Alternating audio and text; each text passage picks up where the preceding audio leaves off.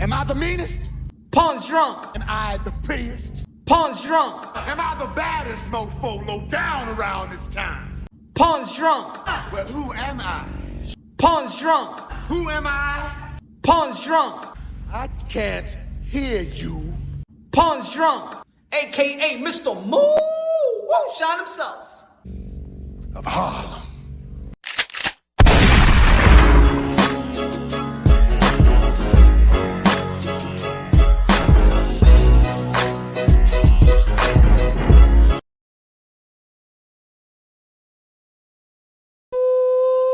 You already know this is Pawn Drunk Boxing, aka Mr. Moo Shine himself. Ladies and gentlemen, good morning, good afternoon, good evening, wherever you are on this side of heaven. God bless you all. God bless you all. God bless you all. It's gonna be a good episode. An interesting stream. Give me 1 second, y'all. Give me 1 second.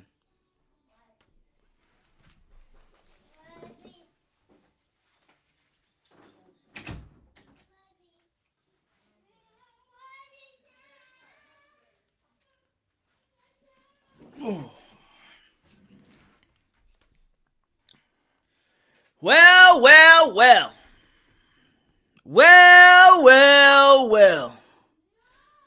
What do we have here? Shut up. It's up for a good conversation. Smash the like button, ladies and gentlemen. Smash the like button. Had technical difficulties earlier today.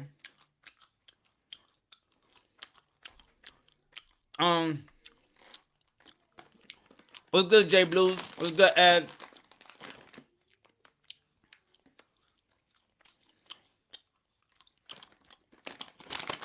Eating some raisins and peanuts. Some seeds.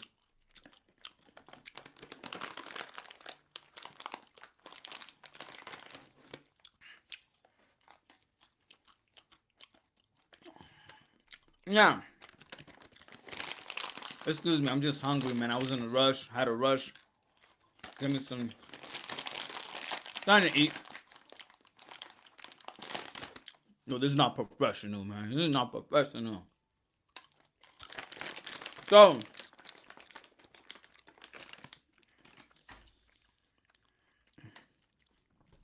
y'all already know. Shit. Some seeds.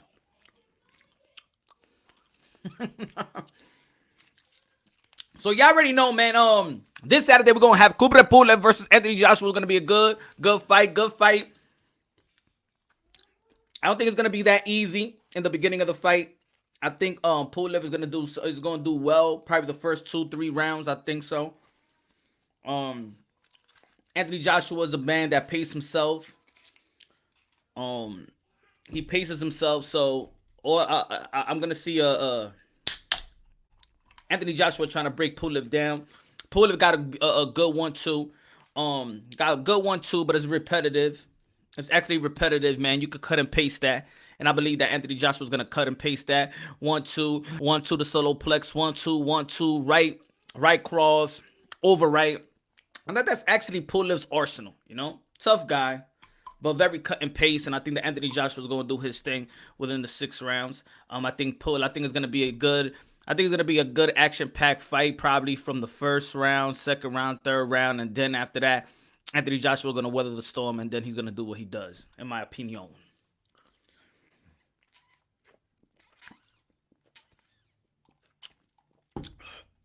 I think, of course, a lot of people's looking at this fight, and they're going to question always going to question Anthony Joshua's chin. Is it going to hold up to these overrights if he has defense up to par and things of that nature? I think Anthony Joshua, after that loss from Ruiz, found a level of confidence, a level of seriousness, a level of focus that you should have in this boxing world. And then after your career is over, you can have all the fun games you could want. You know, it's a short career, but a blessing one at that. and it could be a very, very lucrative one at that as well. Juan Ramos, what's good? Was in the building. What's good? J Blues Radio in the building. Edward, King Edward in the building. Smash the like button, ladies and gentlemen. Smash the like button. And this stream, this live right here has to do with more than just boxing, but more the culture. The culture. So first we're going to be talking about the title and the thumbnail. What's on the thumbnail? Now, hello in the building. What's good? Hello. Ashton, hello from London. That's what I'm talking about. London in the building. And I need that UK perspective. Hello in the building. Good looking out. Mr. Moonshine, the man. Now you the man. Hello. You the man. Hello. Good looking out. I appreciate that. Lo agradezco mucho. So we get into these I sense a lot of people there's a lot of people in the sport of boxing that really mass people. Lisa was good, Queen was good, Los was good. A lot of people don't feel, it don't sit right how Deontay Wilder probably is have taken his loss. But aside from that, it's hard to put aside. It's hard to push that to the side. I can understand. Because then people, because within this conversation, within this live, we're gonna be talking about personality and character and things of that nature. And of course, people is just gonna remember this thing, the way he took after the fight, the way he took the loss. But I want people to just, all right, have it in your assessment, but also let's look at everything else. Kalu in the building. What's good, mi hermano? Good looking out. On that. Oh, hold on. Kalu in the building.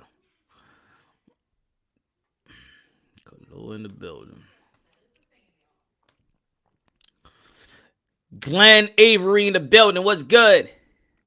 Milo, dímelo. Saludos a todos. I think it's an interesting conversation. Interesting conversations are going to be people probably that's going to be tuning in from the UK and American people and everybody in the world. And we just have, I think that we're going to have different type of perspective. We're going to have different type of outlooks and how we look at things, how we look at the boxing world, how we look at cultural differences, pros and cons, and what we may envy from one another.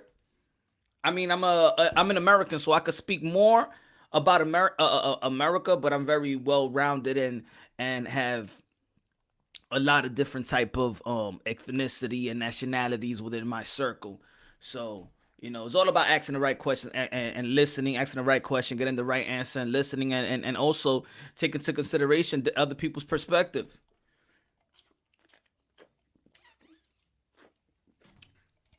So, I posted a question. Let me go to the live so I could be accurate, because to be honest, sometimes I'll be typing stuff and I'm half asleep. I wake up and I'll be like, there's gonna be a good topic, and then I write it down, and then I post it, and I go back to sleep. Thus the Red Bull. I also posted on Twitter, and I got a couple of responses on Twitter. Yes, my opinion, support, and criticism will be very different. Somebody said, Kevin Smith, shout out in the Twitter feed. He said, yes, my opinion. Well, let me read what I posted anyway. Let me read what I posted. Hold on. Okay. All right.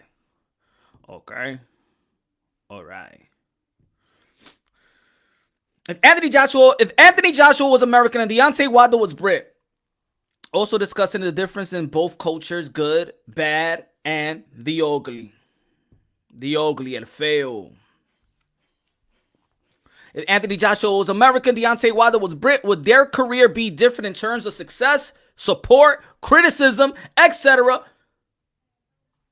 Will critique and support be totally different if Wilder was Brit and Anthony Joshua was American? Would it be?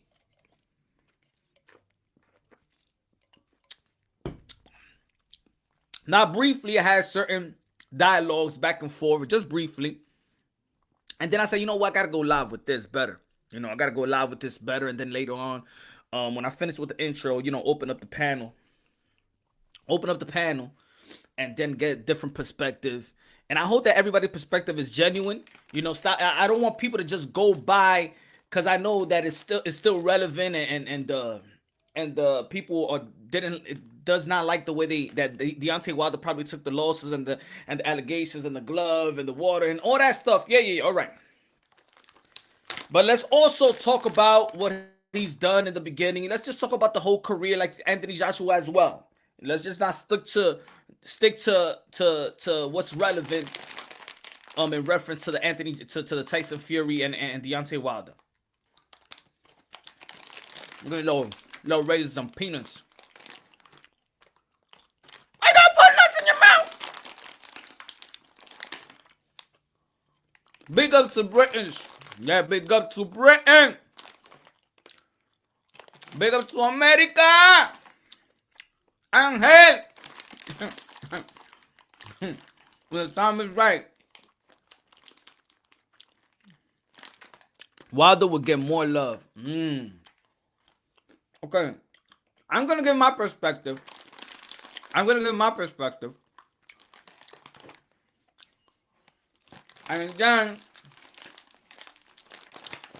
my perspective, and then I want to hear from y'all later on. So,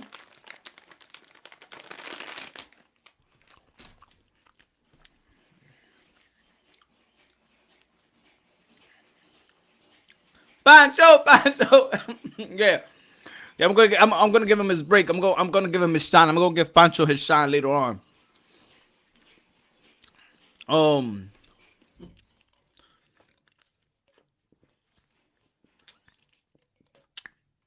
That's my daughter. She's in the seat, hopping around. So, when it comes to Deontay Wilder, no. When it comes to the American perspective and how I see the UK fans, and this is coming from the American perspective, I see the UK fans as being loyal to its fighter, loyal to its countrymen.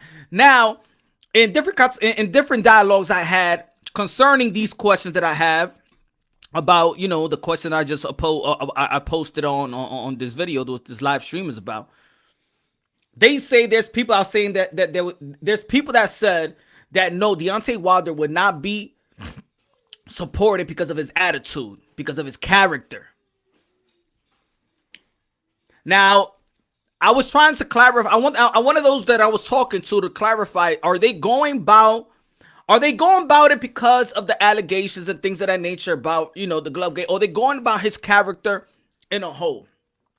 Because then when I posed this question, this is when I think I've humbled those who said that. I understand a lot of people feel like Deontay Wilder's skill set is limited, right? First and foremost, let me say this. I think we need to go back and just let's talk about Deontay Wilder for a bit. And of course, it's just not about Deontay Wilder. It's about Anthony Joshua. It's about the UK. It's about America. It's about the boxing code. It's about the boxing community and the culture of both places. Also, understanding that America is a melting pot, just like the UK as well.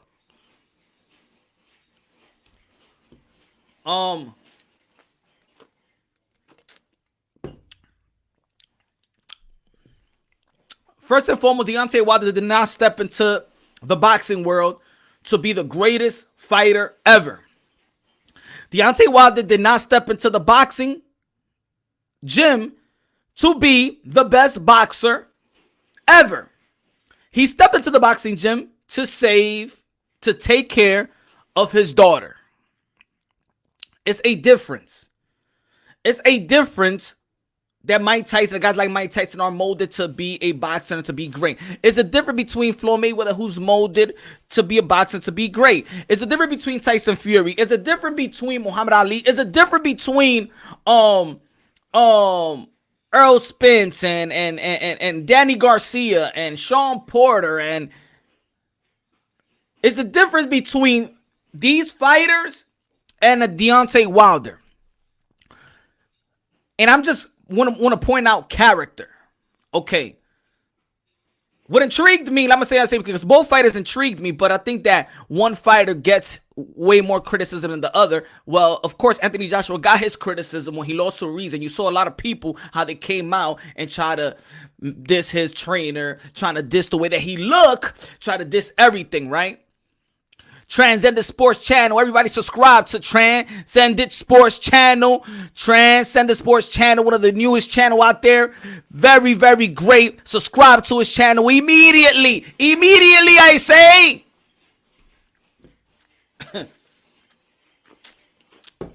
Shout out Carlo. So,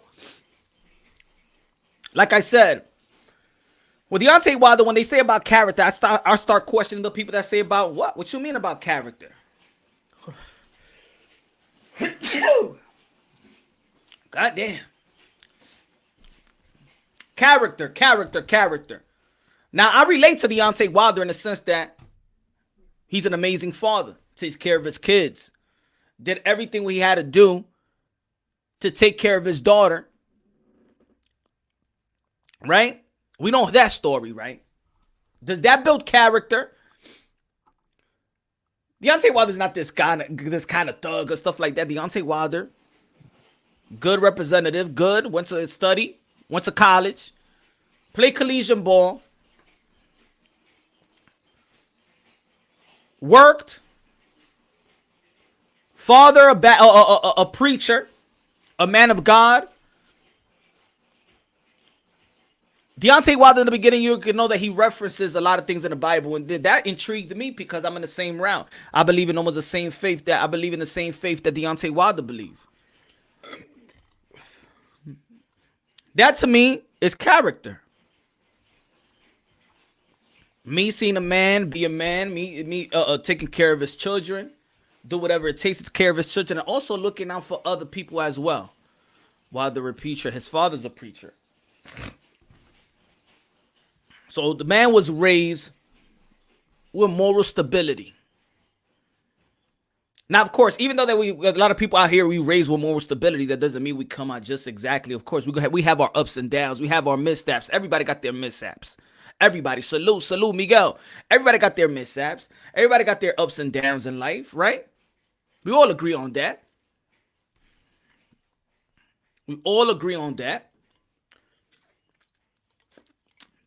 Vaughn in the building was good. So to me, that's character. When they talk, when in the White House, when Captain Orange was what he did to Jack Johnson, what he did was clemency, right, for Jack Johnson or something like that, right? They called Deontay Wilder, right? He was there. He was invited to the White House. He was invited to the Pope with the Pope. Deontay Wilder is well respected. Deontay Wilder, if you listen to him, really has good character, great personality as well. Does a lot of things in the community. That's character. Now, the way a person may take a loss, we might not agree with it, but I'm not one of those person that try to kick somebody down, or what are we trying to do? I don't think Wilder identifies as Christian, though. I said a man of faith. I says the father's a preacher. I ain't saying nothing about Christian because I don't know I don't know his relationship with God, but I know that he's have explained he has a relationship with God. Yeah, I gotta say Captain Orange because you already know, man. The liberals, they come after my channel. They came after Twitter. They came after Facebook, and they terminated every social media platform I had. So I gotta refer the man as Captain Orange. I know who I'm talking about.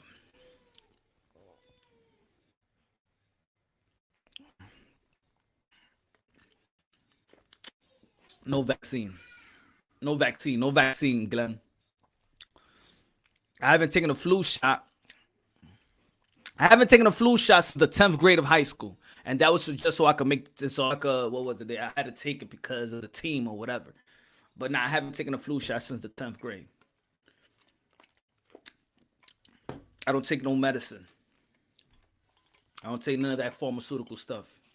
Give me herbs, give me tea. That's it.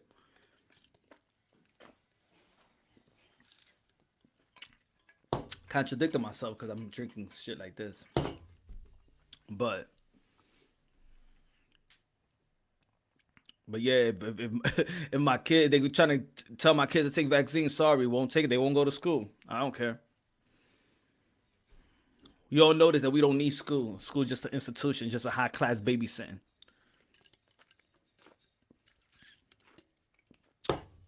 The schools and within the household. Now, again, we're talking about character, right? I believe Deontay Wilder got character. To be in this business and to be successful in this business, you got to have some level of got a level of focus, determination. When you're a high-level professional athlete, now you don't have to be a professional human. There's a lot of things that we learn. We get older, we learn, we gain wisdom, we gain knowledge. We don't know everything. There's different type of levels to understand and to play it right and to be good at it. It could be in different type of circumstances when you get money and you live in a different type of area and you got to be accustomed to how things are. Different type of, you can't be the same way you are in a corporate room when you are with your homies. There's different type of tax bracket. There's different type of things that you know what, that people got to get used to. Like if you give a poor kid straight from the street $100 million, you think he know what to do with it, but he might change. A lot of people, people around him might be fake. He don't know. He's trying to supply money to people that was in the same situation that he is. So when we're talking about character is build, you know, and it takes time. God has given us a lot of time so we could build in a lot of character to believe in him as well. If God got patience, and we're in the image of God, why don't we have patience? If God has patience with you when you're going through tough times, why you not patient with the other person that's going through tough times? We're in the same image of God, right? I mean, if you believe in God like I do, we're in the image of God.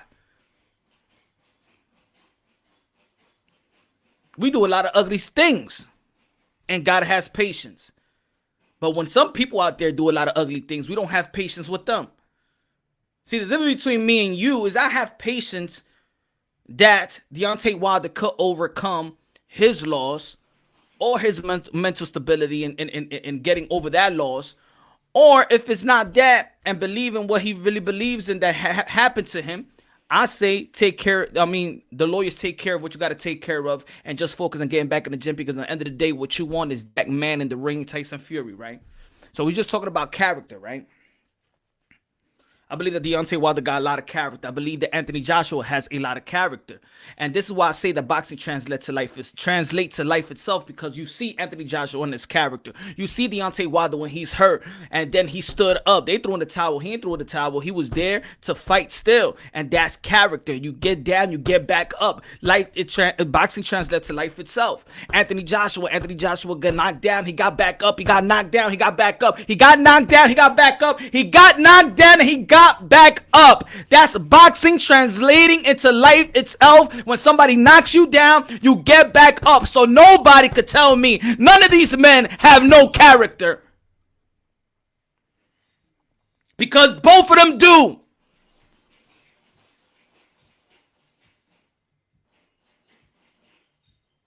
The character and the lack of character are the people that's looking at them saying that they're bums and they should quit and they should retire and let it go. You're the character that needs to be questioned, not these fighters that put their life on the line for pure entertainment, that feed their family with their bare hands, that's out there in the line, that you in the line of work, that you could live, die, be paralyzed. So don't tell me these people have no goddamn character. You're the one that criticizes them, so you're the one that doesn't have character. You're the one that needs to be checked.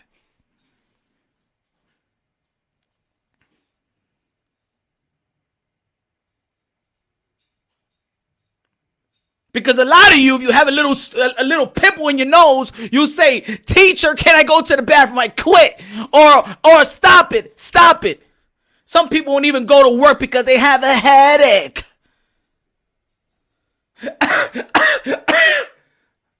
I'm calling out of work. Dímelo, Guido. Don't question the character of fighters.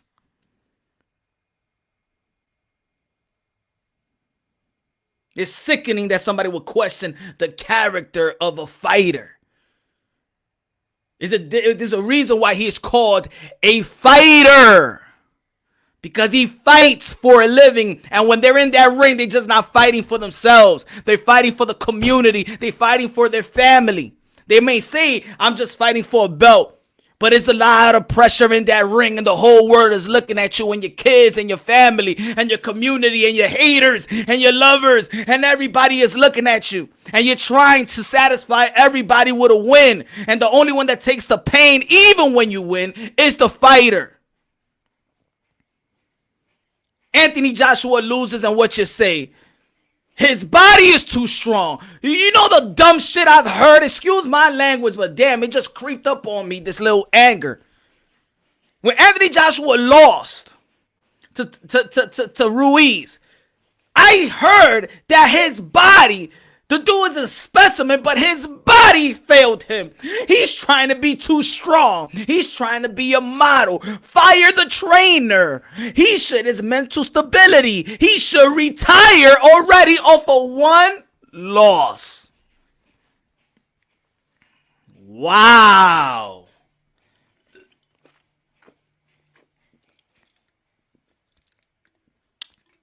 Memo.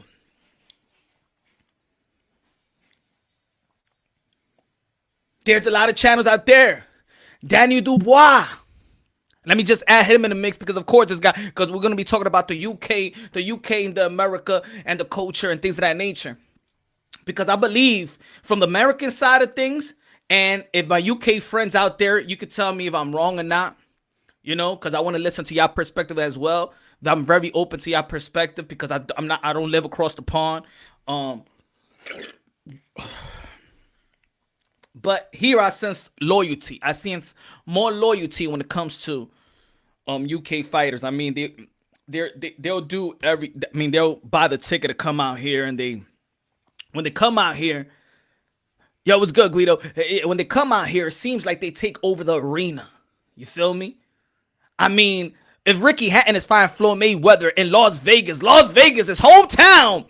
Not hometown, but of course, Mayweather been living in Vegas longer than he been a Detroit guy. How does a Ricky Hatton shuts down the arena when you're the hometown guy? That tells me that loyalty is just strong enough, because I didn't see a bunch of Americans going to Sheffield to support Earl Spence. I didn't see a bunch of people going to Germany to support Demetrius Andre. I didn't see that.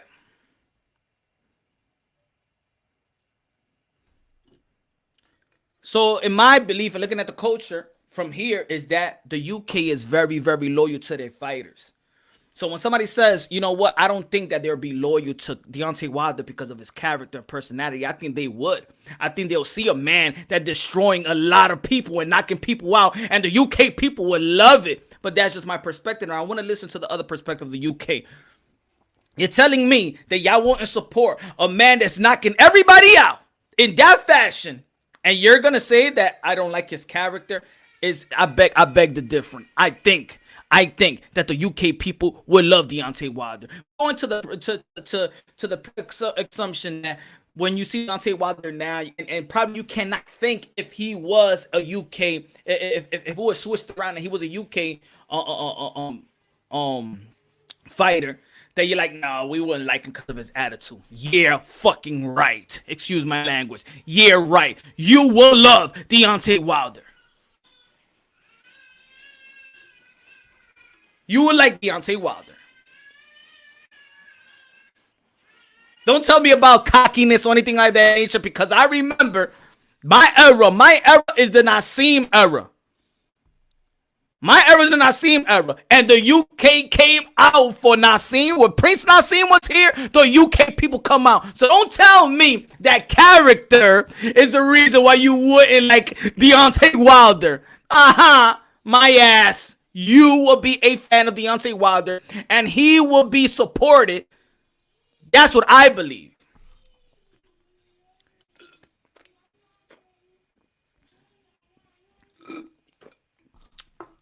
Deontay Wilder was a UK, a Brit. Put it this way. This is what I believe. If Deontay Wilder was a UK fighter with his level of excitement and level of his knockout and how he knock out people, he would be bigger than Anthony Joshua. That's my belief. He will be bigger than Anthony Joshua, and he will be bigger than what he is here in America. Now, Anthony Joshua, I think in America, he will be highly successful, but he wouldn't be as big because his style doesn't really grant that type of style, because with his style, it's easily to match him up with the Mike Tyson of the world, and they'll look at it like, is he better than Evander Holyfield? Is he better than George Foreman? He's kind of stiff. All that critique, but in America, they will critique it triple, quadruple times.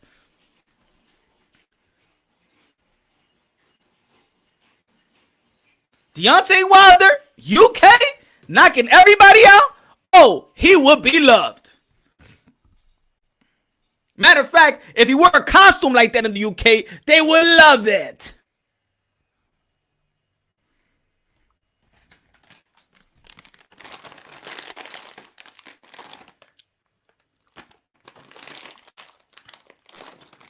No, he's not a fraud. Campos, he's not a fraud.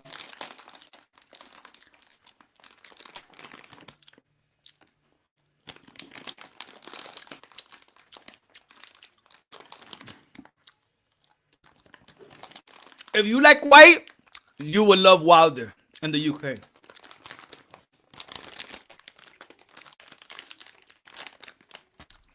If you love Chisora still getting big fights. And the UK loves Chisora. If you love Chisora, you will love Wilder. If you love white, if you love Chisora, you will love Wilder. Let's stop kidding around. Get that little excuse out your fucking heads about the Tyson Fury and stuff like that. Deontay Wilder was bred in UK, knocking everybody out the way he knocks people out. Now, there's going to be some critique also. I don't think the critique leaves.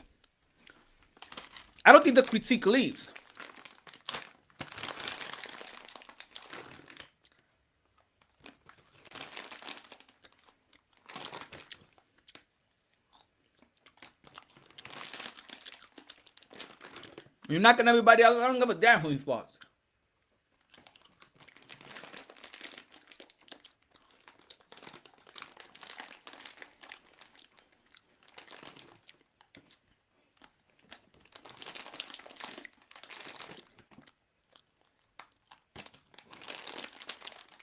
What's your top Campos? What's your top 10 heavyweights?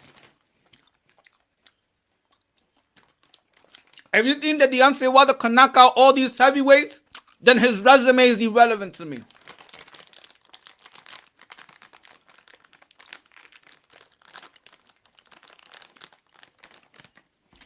Do you think that Deontay Wilder can knock out Povetkin? Do you think Deontay Wilder can knock out Dillian White?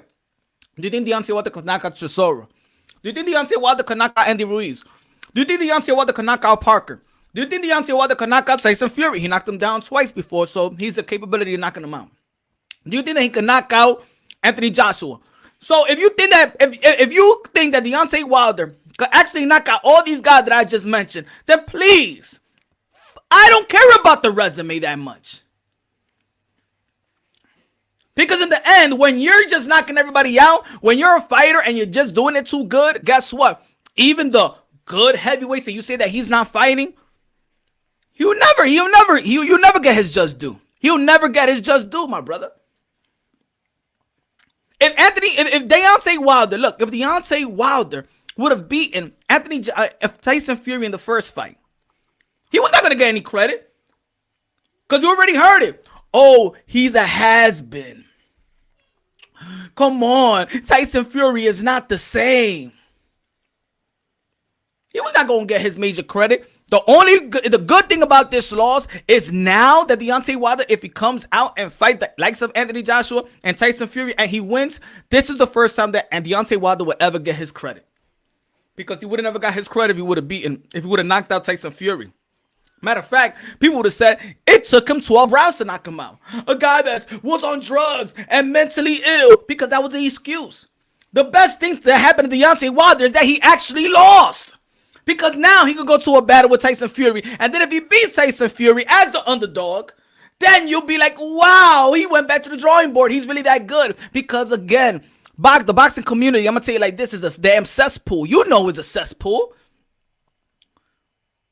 The only way we give people credit if they exceed the expectations, if they prove you wrong, that's the only way boxers get the extreme credit.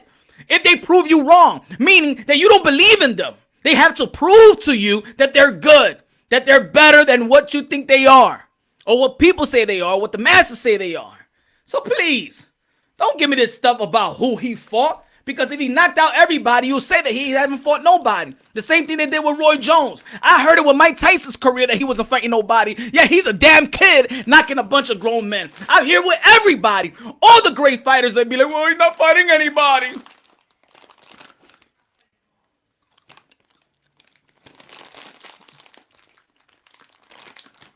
Don't give me the stuff that he hasn't fought nobody.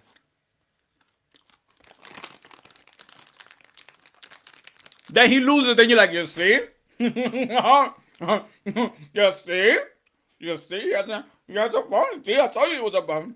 Fuck out of here, man. Get out of here.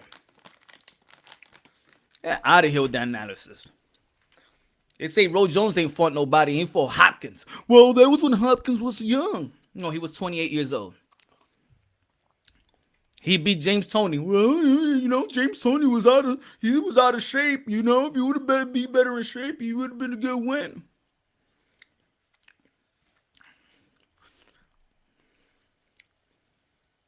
If Wilder people got to keep it consistent. If Wilder don't have all this type of skills and talent, then he's fighting these other guys with no skills and talent. It should be 50-50 fight. All his fights should be 50-50 fight if he don't got no talent. Shout out Rap Star in the building. It's Rap Star in the building. You already know, man. Subscribe to Rap Star Boxing Knowledge. And I said this to Rap Star yesterday. What was it, Rap Star? What I said? And all you people with this one-trick pony BS, quit it. Stop with your lazy ass analysis about the one-trick pony. Because it's not the one-trick pony. No, Deontay Wilder don't got the one-trick pony. Deontay Wilder is knocking you out with the basics. Not the one-trick pony. The basics. When you go to a gym, you know, and they be like, shoot the jab. That's the first punch you learn in the gym. Shoot the jab. What's the first combination you learn in the gym? Huh? The 1-2. Guess what? What? Whoa, the 1-2. We, the 1-2. We, the 1-2. Guess what? Deontay Wilder is beating guys off the fucking basics of boxing. It's not a one-trick pony. He's beating you off the basics. Stop with your damn lazy analysis and stop following a trend of these whack ass, lazy ass analysis these YouTubers make. He has one trick pony. He's a one trick pony. No, it's not a fucking trick when you know this shit is coming. Is it a trick? If you know what's coming, am I tricking you? Tell me, if he does this in every fight and he's a one trick pony, am I tricking you? When you know, my blind grandmama know that a 1-2 is going to come from Deontay Wilder. The basics. He's not a one-trick pony. He's beating you off the fucking basics. Come on. One-trick pony? He's a one-trick pony, man. Get the hell out of here.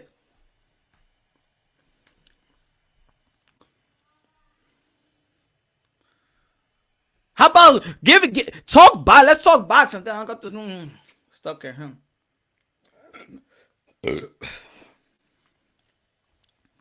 Want to talk boxing? Let's talk boxing. How about Deontay Wilder know how to set you up? How about Deontay Wilder just didn't knock down Tyson Fury with the right hand? He actually knocked him down with the left hook in a second that put him out. What's good, Great White, Great White Hope? What's good?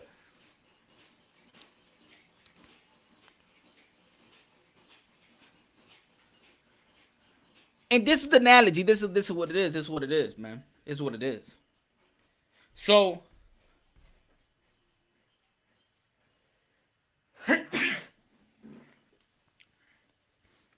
if Deontay, if the guys like Tyson, and this is what the analogy comes with, the Tyson Fury have this so much skills.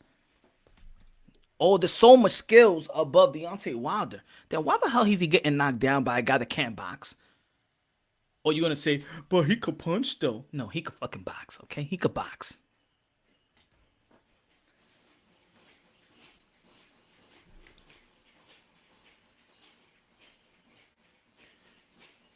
It's not that he can't box, it's the lack of respect that you have for different type of skill set. Different type of boxers. What's good, Joshua? What's good, my brother? 9-2 in the building. What's good? Ralph in the building. Toby in the building. Ayob's in the building. What's good? Smash the like button, ladies and gentlemen. Smash the like button. Now, I do believe in Anthony Joshua with his skill set, which is good skill set, basic, got good power, chinny at times, but is the heavyweight division. I don't think that that excitement will propel the whole America to see him as this type of champion the way he is now. Not taking anything away from the from Anthony Joshua. I love the Anthony Joshua. Matter of fact, I've gained more respect to Anthony Joshua when he lost to Andy Ruiz than to any of his wins. Of course, the Klitschko, because that's a legendary fight. I love the Klitschko fight.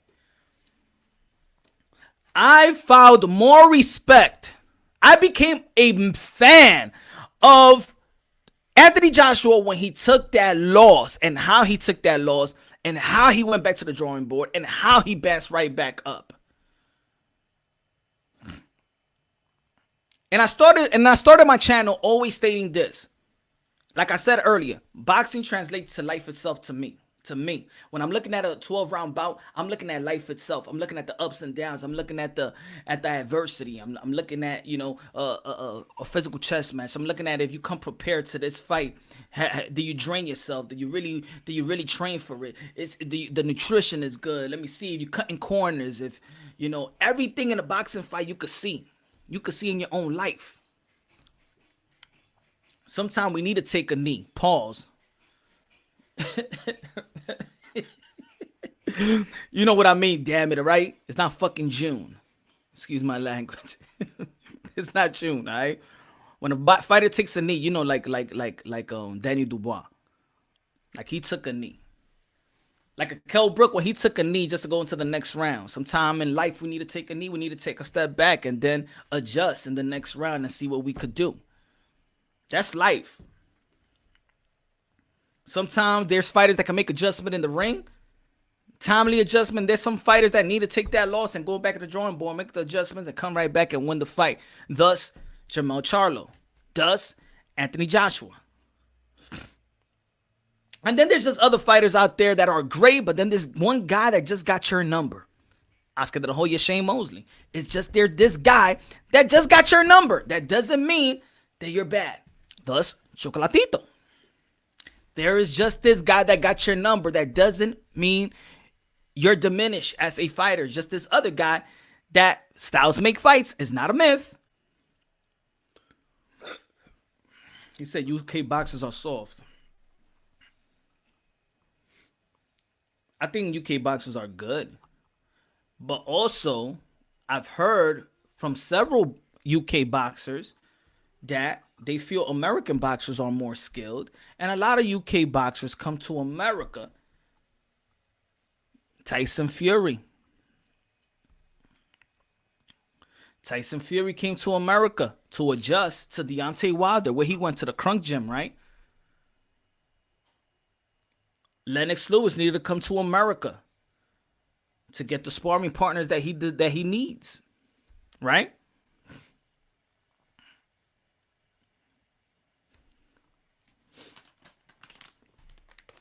I think when it comes to the UK, I think they're very, very loyal to his fighters.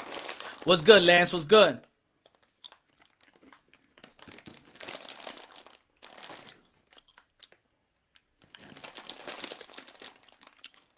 Dennis Lewis is top 5 heavyweight at all time. Yes, he is. Well, top 5 is going to be arguably.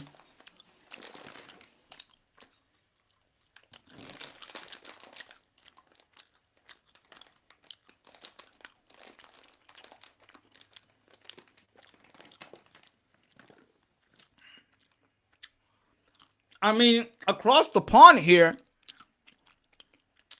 I see Chisora get a lot of respect from the UK fans. But I don't think he got more skill set than Deontay Wilder.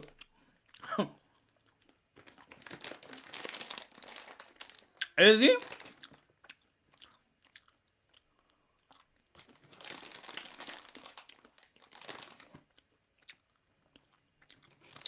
Has there been a decline for American boxers in the heavyweight division? I think so.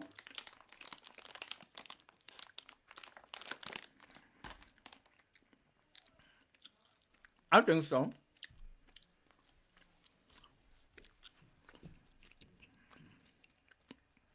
Wilder was sharp.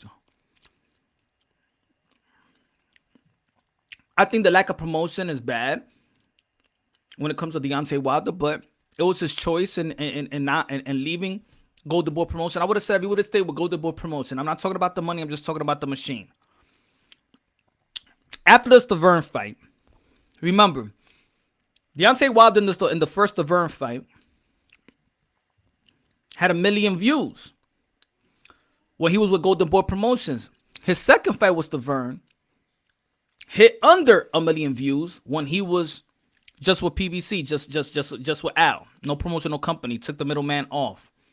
I think if I would have said this, a Golden Boy Promotion, if he would have stayed with Golden Boy Promotions, I would have think that we would have had that fight already with Anthony Joshua and Deontay Wilder. I think Oscar De La Hoya would have made sure that fight would have happened. I think around that time, I think that when he won the title, I think he needed that machine to work for him 3 more fights.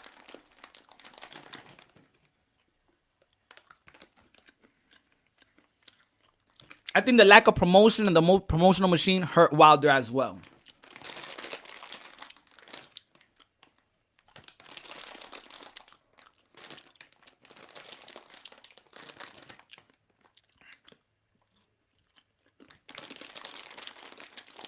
Wilder helped build PBC. Golden Boy Promotions helped build PBC.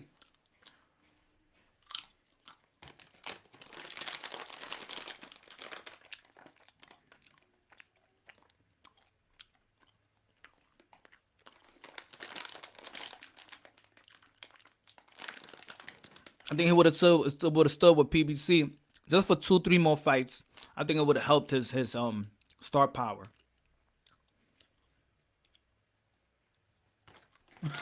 My fault, AR.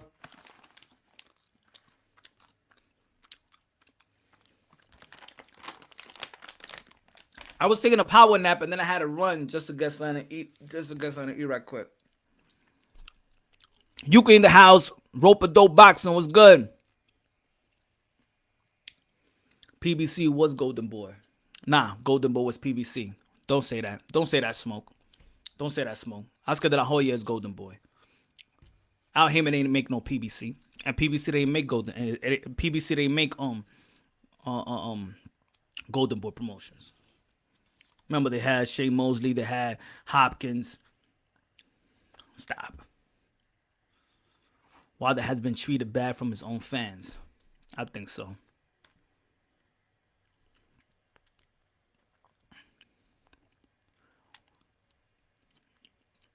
Chillin' Rope Dope Boxing was good, man. Subscribe, Rope Dope. Subscribe to Rope Dope Boxing.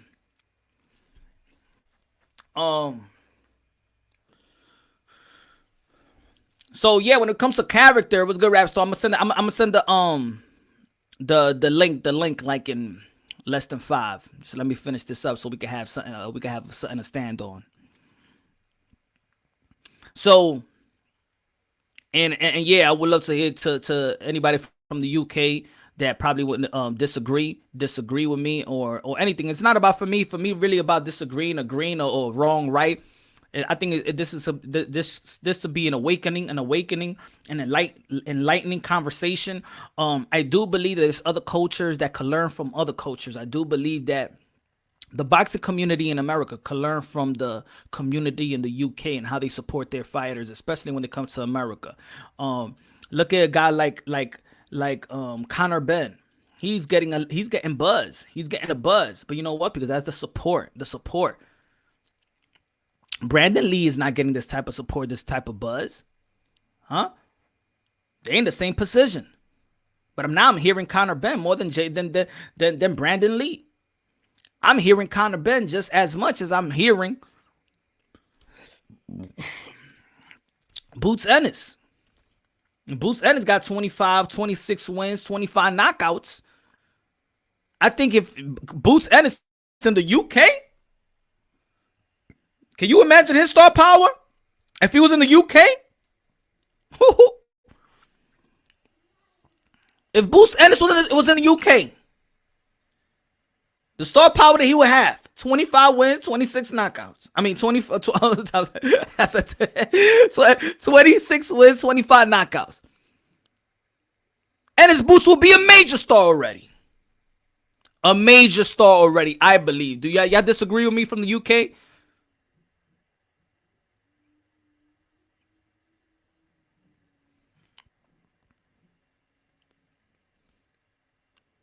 I believe so. I haven't heard of Boots yet. Punch you frontline like we don't support our guys. I'm not saying that we don't support our guys. I don't think that we support our guys the way the UK people support. Toby would be a UK superstar. Exactly. I believe so. I'm not saying that we support our guys, but we are the marketing of the world. That's the way that even in Tokyo they'll say that America is the marketing of the world, the media of the world. Deontay Wilder shouldn't be. Yo, Deontay Wilder's knocking every fucking. Damn, excuse my language. I hate cursing, man.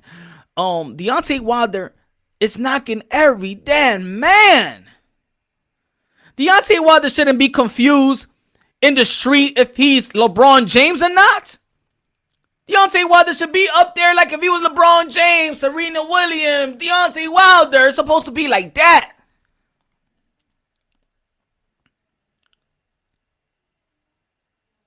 The way I'm looking at Anthony Joshua from this side of the pond, he look like damn near king over there. Am I right or wrong? Does he get the damn rose petals out there in the UK? Seems like it to me. I'm not over there, so that's why I want my UK brothers to let me know how it is. Lisa, yeah, I think it changed too. You know what I think it changed, Lisa? Shout out to Lisa Bell. Shout out to the Queen. I think it's promotion too. It's the lack of promotion, but also they have to take a responsibility for the promotion because a lot of these guys may have needed the promotion. That's why I said I do believe that Deontay Wilder, if he would have stayed with Golden Boy promotion for like 2-3 more fights, with that type of machines around, with that type of machine at that time, remember that's the Vern and Wilder fight was 1 million views. The second fight didn't even hit 1 million views because that's it. The machine wasn't on him. And I believe if he was with Golden Boy Promotions, we would have seen the Anthony Joshua fight. We would have seen that fight if he was still with Golden Boy Promotions. I think so. I think so.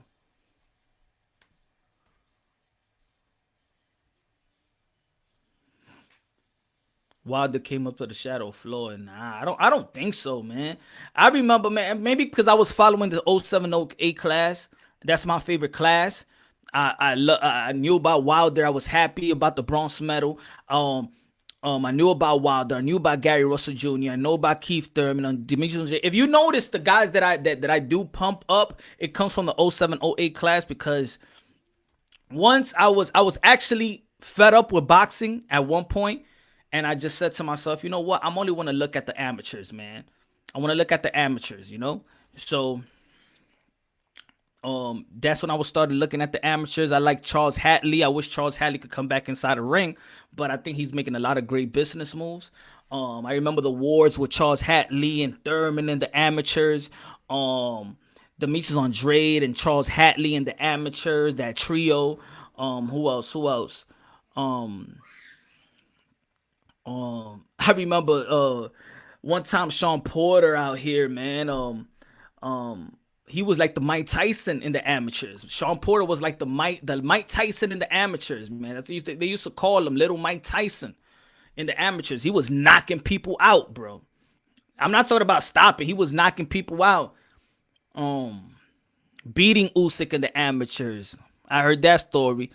I seen Daniel Jacobs get chin check a couple times in the amateur. That's why I don't even speak too. I didn't speak so much. I didn't think that Daniel Jacob would have gotten that far. Skill set, yeah, but he was always chinny, even in the amateurs. And everybody knew Daniel Jacob in the amateurs. He was chinny. The Charlos is from the 07-8 class. Buck Crawford from the 07-8 class. And who else? Mikey 07-08 class. Broner 07-08 class. Danny Silva Garcia 07-08 class. The 04 class, Kid Chocolate. Who else? And he started out late. Berto. Andre Berto. That class was good as well, but I was a fan of the 07-08 class. And that's why when you hear me talk about these certain fighters, you know, that people don't like, the thing is, I like these fighters. These are the guys I've been following since the amateurs. So I think there was a lack of promotions around when I think Al Heyman have done a good job in taking care of his fighters, not necessarily thinking about what's great for boxing. I think it was good for his clients. He's doing his job as an advisor and manager, just like if my financial advisor, he don't give a damn about you. He only cares about me. He don't care about anything else but just me. And I think Al Heyman, that's his job, is to care about his clients. That's why they call him advisor and manager. He's not a manager of boxing. He's a manager of fighters. So I don't blame Al Heyman like a lot of people want to blame Al Heyman. That's the boxer's decision if they want to go with Al Heyman. And it is what it is. It's prize fighting. Put it this way. Y'all remember when the infamous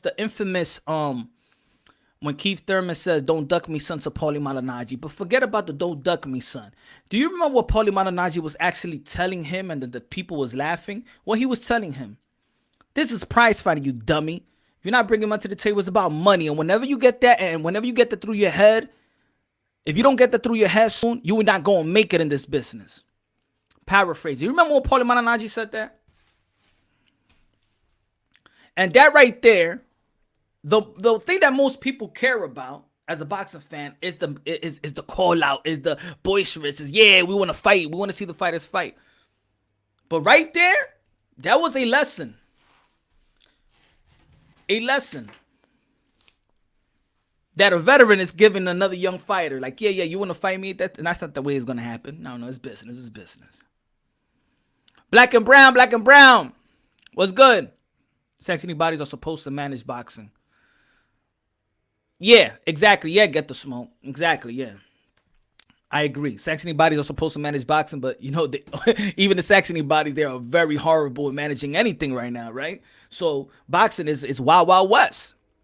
Boxing is the wild, wild west. Boxing is not governed. Boxing is a gangster's playground. Everything goes. It has no moral, no principle whatsoever. So what do you think these fighters are going to do? You think they're gonna have principle where there's no principle? They're not standing in a platform of principality and morality. They're not standing. Then they look at the critique and they look at fans and they say, "Damn, if I lose one time, the fans is telling me I need to retire." This is a career they got. They need to feed their family and themselves. So what are they supposed to do? Now, their careers is running on eggshells. Their careers is also running on a lucrative fight, over-marinated fight of the Manny Pacquiao and Floyd Mayweather, which we hated how long that it took, but it was lucrative and it worked business-wise. So now here's another new blueprint. So the boxing is messed up. There's no morals. The sanctioning bodies is all over the place. Nobody knows who's a champion. So managers are here like, yo, look out for yourself, man. This shit, it is not right. So I'm looking out for you, man. Before this dragon swallows you up, I'm gonna help you out. JL Ryder.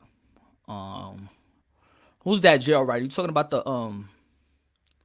the rapper JL Ryder? Moonshine, I got some guys from the England. If you want them on, you need to do it within. All right, I'm gonna send the link right now. Let's get busy. Let's get busy.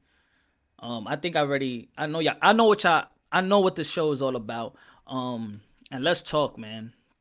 UK people, I would love to hear what you got to say. My American brothers, my UK brothers, y'all already know, man. We run one race, man. We all brothers and sisters in Christ, man. Oh, God, we all brothers and sisters in the Almighty. Put it that way, man. Almighty. Hold on. Let me send the link. Let's talk, man. Who is JL? What the hell? It's not giving me the okay. Johnny's Fight Palace. Subscribe to Johnny's Fight Palace. What's good, my brother, man? Transcend the sport. I think it's a good topic. I think we can have a good mixture of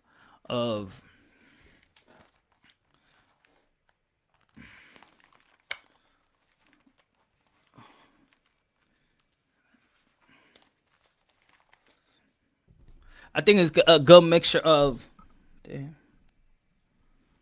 different point of views and perspective and how we see these two fighters. And let's talk about these two fighters, but talk about the boxing culture. You know, I'm very critical about the culture in America. I think the boxing community is a cesspool, is very nasty and ugly and very unmorally, doesn't stand on principle. You could say that boxing was never built off principle. It was never built on morality. So why would I look at that? But I do believe that there's a lot of evolutions in anything in sports, and I would think that things will get better, you know. But it seems like, you know, it keeps it the consistent of this sport not having no moral standards. So it's the Wild Wild West. Yo, Johnny, what's good? Camon, what's good? Salute, Punch. What's up, brother? Salute to y'all, man. God bless, man. So what y'all think, man? What you think about the this topic? What you think about if Deontay Wilder was Brit and Anthony Joshua was American? Would their career, would they be criticized? Would they be supported? Would the success be the same? What you think? Here's what would happen. Wilder would be like on some Anthony Yard type shit, just some dude that came up the ranks and knocked out a bunch of nothings. He'd be like a heavyweight version of Anthony Yard if he was British.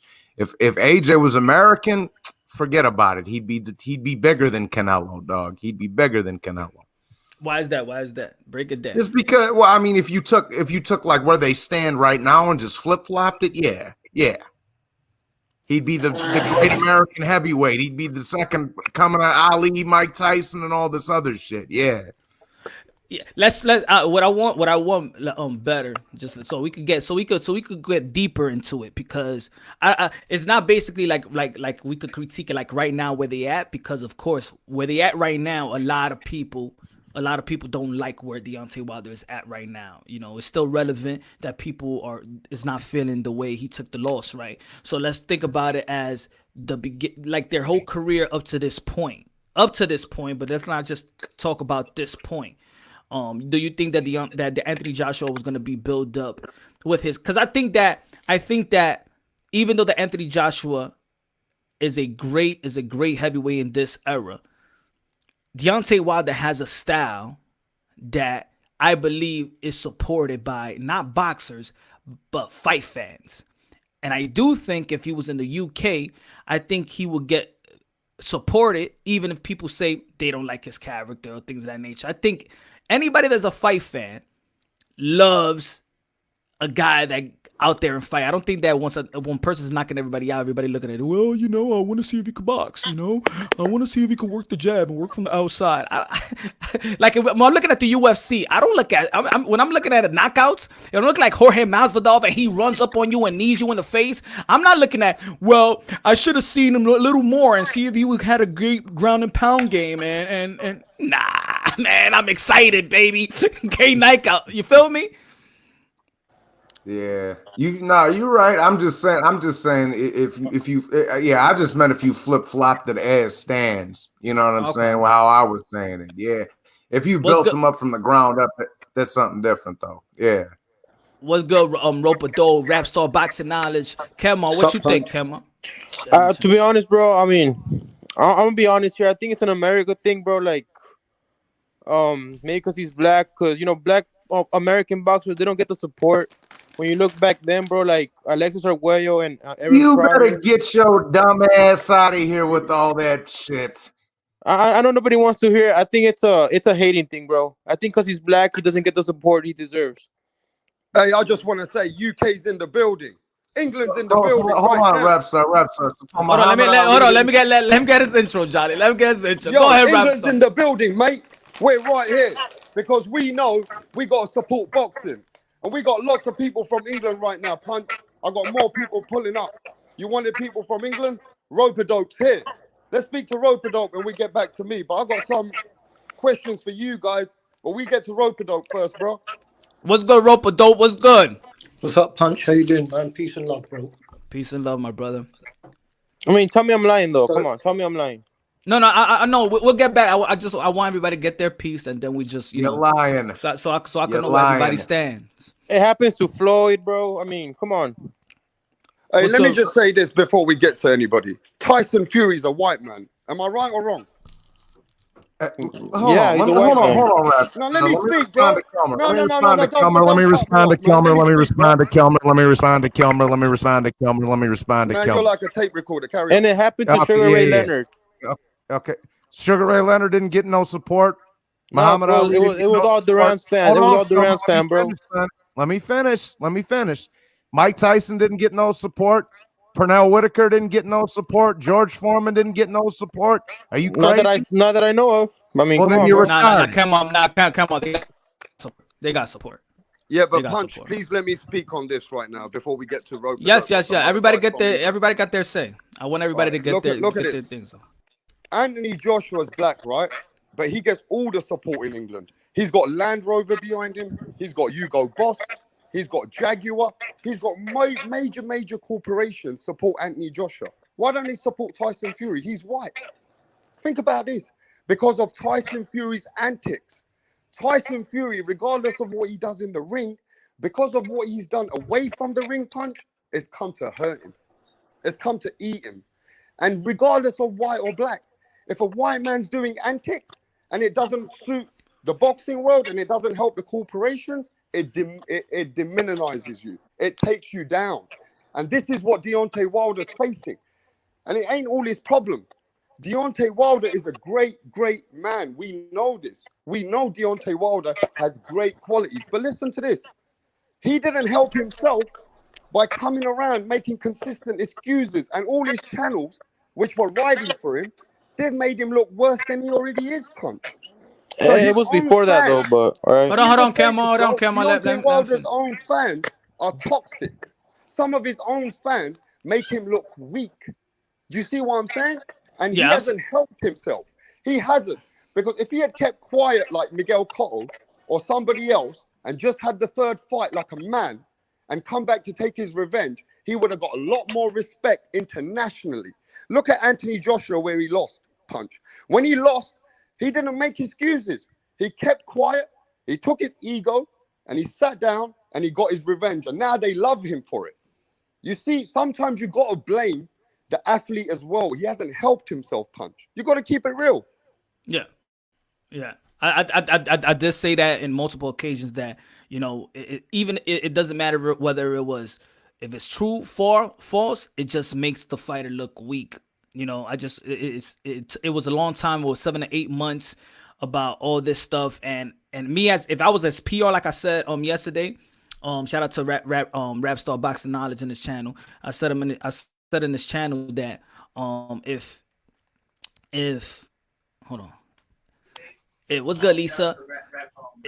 If I said if his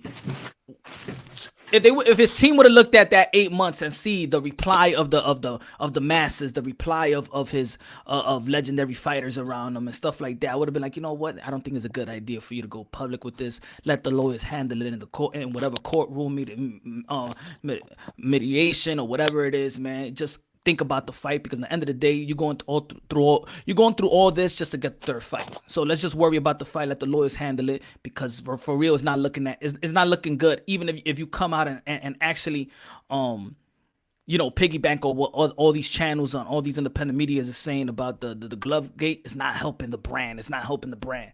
But it is what it is. I didn't like it. I think it made him look weak, whether if it was true or false. I'm over it already. I just look at, I think I look at the greater good. I think Deontay Wilder is a good man and good for boxing. And so, Rope-a-Dope, what you think? Yo, what's up, Punch? What's up, bro? Yeah, man, I'm hearing what you guys are saying. I don't know if you can hear me clearly. Yeah, we hear you good. I hear you good. So look, man, I just want to say something. I can tell you from a UK perspective, thoughts on Deontay Wilder, okay? And the whole thing that went down. Deontay Wilder was very much liked, very much respected. Everyone saw him as probably the most devastating heavyweight puncher that we've ever seen. So Facts. he was getting his props, okay? So everything's good till then. But as Rapstar, he ain't no biggest puncher. Hell no, you Hold on. Deontay Wilder is one of the biggest punchers, bro, ever Johnny. in our history of the Hold on. sport. Hold on, Johnny. Let him feel. Let everybody get their say. look, whether he's the heaviest hitter or not, a lot of people see him as that. Many of the professional pundits have said that. People may disagree. I'm not necessarily 100% saying that, but I'm just saying it's something that's quite commonly said out there. Okay. Now, what my thing is, he was loved, even though he's an American fighter. The UK fans loved him. We were excited about him. Okay. Now, as you see on this end of the pond, we have Anthony Joshua. Now, they're two slightly different characters. Deontay Wilder is a much more animated character. He's probably way more entertaining. But the thing is, Punch, how we got to look at this is when you put yourself out like that, and everyone likes loud flamboyance. We've had loud flamboyance as well, man. We the guys that brought Prince Nassim Hamid to the world. Exactly. So we like loud too. But let me just tell you something. There was a section of British fight fans that also disliked Prince Nassim Hamid, because a lot of the people that in the UK at least, and I'm sure it's similar in the US, when someone gets too cocky, some people don't like that. And maybe he got a bit of hate, but Americans, I feel, adopt that more. Americans like a bit more fanfare because that's how the US does it, right? But the thing is, since this last fight with Tyson Fury happened, and as Rapstar was saying, the excuses came up because look, dude, it isn't just one thing. One minute it's his trainer, the next minute it's his water, the next minute it's his gloves, the next minute, the next minute it's his suit that he wore in the ring. So, dude, if he stuck to one thing and he had said that, look, man, it was my suit and something happened. Even though fight fans all over don't like excuses, if he just said one thing, it was a mistake or something went wrong on my train, one thing, we may have been able to live with that. But the thing is, he's come out with like 3 or 4 different things to say. We're like, which one is it? He can't say anything about the gloves because the commission bring the gloves and they're there whenever the gloves go on. So you can't be saying too much about the gloves because the commission are there. This isn't like, we're not talking backyard boxing here. This is the heavyweight championship of the world. Yeah. So, he would have got a lot more respect. All he's doing here, and let me tell you something, man. I respect Deontay Wilder. Deontay Wilder, what he does for his family, I don't want to go into too much detail, but the people that know. The way he takes care of his family, got nothing for respect for the man. I respect every fighter who steps in the ring, as all real boxing fans do. But Facts. the thing, but nobody's questioning his character as a man here. But the thing is, some people, there's such alpha males, it is just hard for them to accept how they could have lost, because they see themselves with a certain level of invincibility. And I think there's a part of that with Deontay Wilder, that he's just finding it hard to accept as a man that this could have happened to him. Because I think the vision and dream that he had out for him, it's slightly been altered. But, you know, I think that third fight's going to happen. And, you know, I wish him well, but I think people need to look at this. Anthony Joshua, I was at the Vladimir Klitschko and Joshua fight. We had 100,000 fans there. The whole of the UK public love Anthony Joshua. And the reason they love him is because he's humble. And when you're humble, even if you do fall, people can't really say too much to you, because you were never being cocky in the first place. When he lost to Ruiz, there was a lot of videos going around. There was a lot of casual fight fans putting funny videos up of him getting knocked out, for example. And there were people that are questioning, saying he's not any good. But guess what? When he went back in the rematch and he beat Andy Ruiz, most people shut up. Now everyone's giving him a chance again. So, you know, a lot of people in the fight game, man, they have short memories. So if I mean, you know, Deontay Wilder's his own man, but we're talking as, you know, fight enthusiasts, fight fans. What Deontay Wilder, from a UK perspective, I'm saying, what he needs to do is just do the business. He needs to just settle himself down. Stop saying this, because there's nothing to gain in it for him. The only way he's truly going to get his respect back is by winning a rematch with Tyson Fury. None of these excuses or no other reason or anything else is going to bring that back for him. The only thing that will bring him his credibility back is beating the fighter. So why don't you just do that and stop the talking and stop the excuses? All he's doing is tarnishing his own legacy. Yo, can I add something? Let me add something to that real quick. Let me say what's up to Mark Nash on the super chat. Good looking out, Mark Nash in the building. Everybody subscribe to Mark Nash. Good looking out, my brother. I appreciate that. Would love to have you on the panel as well, bro. Yeah. A lot of things you said has a lot of it. You know, I can understand a lot of people feel the same way you feel. Rope dope, and it has a lot of legitimacy to it, but I could see some pushback on some of the things as well. I don't think that I think it. I don't want. That's why I said earlier when Johnny Boy was stating what he was saying was I think I understand that the loss with Tyson Fury has become so relevant that that's how people just want to describe his character. For his full character, but that's why I just want people to just break it down. Everything about Deontay Wilder, well, they've seen Deontay Wilder just not off of this loss, just like I don't want it to be turned like when Anthony Joshua lost the first time, and it's all about, oh, your body is too strong, you care about your body more than boxing, and you need to change your trainer, you're mentally unstable, and you need to retire, and you know, like they went over. Let me say to something to what Rope-a-Dope was saying real quick. He's 100% right, dog. If you, like I've been saying, bro, if you feel like you got done wrong so bad and they screwed you over in that second fight, then run it back. It's that simple. Run it back. If you really think you did wrong in that fight, which you didn't, we all know you a liar, but it's all good. But it's all good. But yeah, if you think you got done wrong that bad, run it back, like Rope-a-Dope just said. If you run back up in there and fight him again. What's good? Get the smoke. Get the smoke. I want to listen to what you got to say. Lisa Bales, the queen. I would love to listen to what you got to say. Troy in the building. What's good, my brother? Go ahead. Go ahead. Yeah, man. Just to piggyback on what Rope was saying, I think the personality has a lot to do with it, right? I mean, to stick to your original question, so this isn't just all about Wilder, right? Just flip them. Wilder versus AJ. Oh, can you hear me? You're on mute. It was me, my phone. I don't want it to be stuck on how Wilder took his loss. I was gonna bring it both because it's part of it. It's part of the whole thing, right? So, like Holyfield, there's different cultures, right? And you can go back to the amateur career, right? Like, when's the last time a guy has won a gold medal in his own country? So if you take Wilder and put him in the UK, give him a gold medal in London Games, I think they're gonna like the guy, right? I think they'll be able to suffer a few losses with him. Now, and you take the same thing and put AJ in the America, right? If he came with a bronze medal, that's cool. That's cool. But let's say you're a bronze medal like introvert. But I mean, are you really going to capture the public's attention when you got still, Mayweather out there making $300 million a night? It's gonna be kind of hard to break through to that. It's gonna AJ. But let's say AJ won. Let's say AJ won a gold medal here, like I don't know, New York Games or something like that.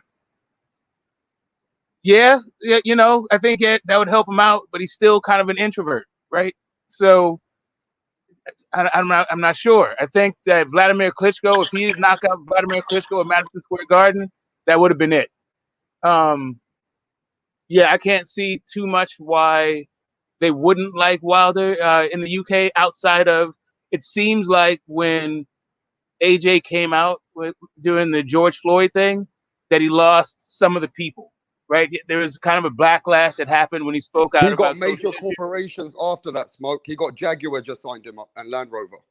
Yeah, I'm just saying that just at that point, there was a little bit of there's a backlash against him. So maybe Wilder being as outspoken about issues might, curb his stardom somewhat there. Like if he was the same kind of guy there. But I don't know. It seems like they'd really appreciate it just because when's the last time they had a guy that even had a bronze medalist that was knocking everybody out? That was a champ, right? You can name 4 guys in 100 years. It's just the culture is also different just when it comes to like who they support, what they support, why they support. Like the AJ was not just about supporting AJ. It was also a night out. It was all about the atmosphere. People were meeting and greeting, and you saw these young people all of a sudden become boxing fans, right? I'm sure if Wilder makes a lot of time for his fans in America. I've seen it myself. So Wilder's yes, very exactly. That's what I'm saying. Wilder's a very sociable person. I'm almost done. I'm gonna land this plane rap. Hold up. But yeah, when it comes to the difference in the losses that they suffered, right? If AJ lost to Ruiz and was American, I think that he would still get clowned, right? And I think that if he came back and put in the same kind of performance, I think he'd still get the same kind of response, right? I don't think that it'd be, and just another just quick thought of what Rapstar was talking about with the corporate sponsorship. That's not how we get down. Like these guys make a ton of money off of the gate, their promotional fees, around the world,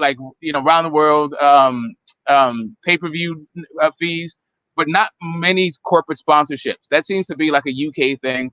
I think Wilder would work well for it, but he's not the most articulate guy, and he's also he's kind of gregarious. I don't know. I don't know if corporate sponsors. I don't know what Prince Nassim got in corporate sponsorship. I mean, Mayweather had good corporate sponsors. He used to bring Burger King to the table. We used to have Sugar Ray Leonard in every corporate sponsor. We used to have Evander Holyfield too. Hold up, bro. That was his 38. That was his 38th fight. Like AJ might not even have 38 fights. But anyway, that's a different subject. But why don't they sponsor Wilder? They sponsored everybody else. I'm saying we don't do sponsors. I'm trying to tell you, we don't do sponsorships like that. Canelo doesn't have sponsorships, right? That's not how we get down. I think Canelo has Tecate in Mexico. Yeah, I know, but like of his 35 million, like $500,000 is in sponsorships. Like even Wilder has sponsorships, it's just not very much of his. It's not very much of. Get the smoke. You don't know what the cut of his sponsorships are. No, I'm just saying. I'm just talking about when it comes to what's reported out there, right? Not what I know, like for fact, just what's been reported, right? Mm-hmm. So right when it comes down to the whole glove gate and his handling of a loss, right? I think that the UK may or may not get behind him. Seeing how they kind of got behind Fury, it doesn't seem like, I don't know, I'm not sure if Fury has lost fans because of his drug thing. I just don't know enough about the UK to say about that. Let me just say one thing before I go on mute real quick, because I'm going to go on mute for a few minutes. I really would like to finish. You said two things. Let me just finish, man. Oh my God. You already said 2 things. just finished. Finished, bro. I know, but I didn't just finish. I'm almost done. All I'm saying to you is, Well, hurry the boxing, fuck up then. I am boxing in our two respective countries are just different, right? It resolves in a different place in the entertainment sphere, and I'm not sure if AJ with his personality would break through all the noise. Okay, I was just gonna say real quick before I went on mute. Go ahead, Johnny boy, because I'm gonna come in after you. All right? Yeah. No, I was just gonna say I think the Prince is kind of a bad comparison, just because the Prince was a legitimate hype job. He always has been and always will be. Because that dude didn't do nothing except get his ass kicked by Barrera. No. I'm gonna come back to you, Johnny. I'm gonna cook you. Carry on. Hold on, we can say. Hold on, guys. We could do the cooking. We could do the cooking, but we could do the cooking. Hold on. Yeah, I got you, Johnny. You're gonna come right. I just want to let y'all know. Yeah, we could get to the cooking. I just want everybody to have their. Nassim Hamid was his own problem. He destroyed himself. What's that rap? He was a pussy. Hold on, rap. I just want everybody to get their stuff out, and then we start going at, then really disagreeing or agreeing. But I want to see what everybody. I want to know what's everybody foundation at. So, say what you guys say, Johnny, Troy, and then the Queen, Lisa Bales. No, all I was saying was this, bro. I was just saying, like, you comparing AJ to these motherfuckers and to Prince, dog. AJ is actually a fighter, and I don't even like AJ neither, but the Prince was just a little bitch who fought a bunch of little dudes and then got slapped around by the first elite guy he fought with his little faggy Aladdin carpet. Get out of here with that, bro. Stop it, rap star. Stop Quit hating, pumping your Johnny. chest Stop up like hating, you're serious about Stop something. hating. All right, thank you. Hey, rap star, quit beating your chest like you're serious about something. You don't know shit about boxing. You definitely don't know shit, you alcoholic. Shut the fuck up, bitch. Cool. Guys, Cool, everybody. hold on. Come on, brothers. Cool. Troy, Let me say my piece. Let me say my piece. The truth is, even if you switch Wilder and Joshua and send Wilder to the UK and put Joshua over here, it's all in how they were built as fighters. Joshua, if you follow his career, he's being built for greatness. Every time he won a fight, he stepped up. He slowly stepped up. Joshua. I'm white. I mean, Wilder. I'm off a little bit. Wilder, you didn't see that progression with him in his career. He fought a lot more people, but they weren't really, as far as the competition, it didn't step him up because they were just staying on the same level. And then he started playing this character where honestly, he had a backstory coming in that was much bigger and better than the character that he was portraying. Joshua, on the other hand, he doesn't play a character. He fights and he disappears, because that's who he is. So you could switch both men if you want, but it all comes down to how a fighter is built. As you can see, Joshua is being built for greatness and to last long in this sport. Wilder was being built and being told to play a character and all the other antics that he does. And where is he now as far as his career, and where's Joshua now as far as his career? What about if you want to I'll give you time to talk about. I know what you said about Wilder and AJ. What about what you think about the culture, the culture within the boxing community between UK and America? It's the same thing, brother. I mean, it's the same thing. You could take different cultures and all that, but I tell you what we all respect. We all respect a fighter or just an athlete who follows through on what he says he's going to do, right? If you're winning and then you follow through with that winning, even after a loss, people have respect for you. Well, no. Joshua lost and then he came back and he won. Wilder lost and he has yet to follow through with it. He's making complaints, just like the other guy said from England. First it was the suit, the water, Mark Breland, and et cetera, et cetera, et cetera. He needs to just follow through, fight the fight, and shut up. That's all he has to do.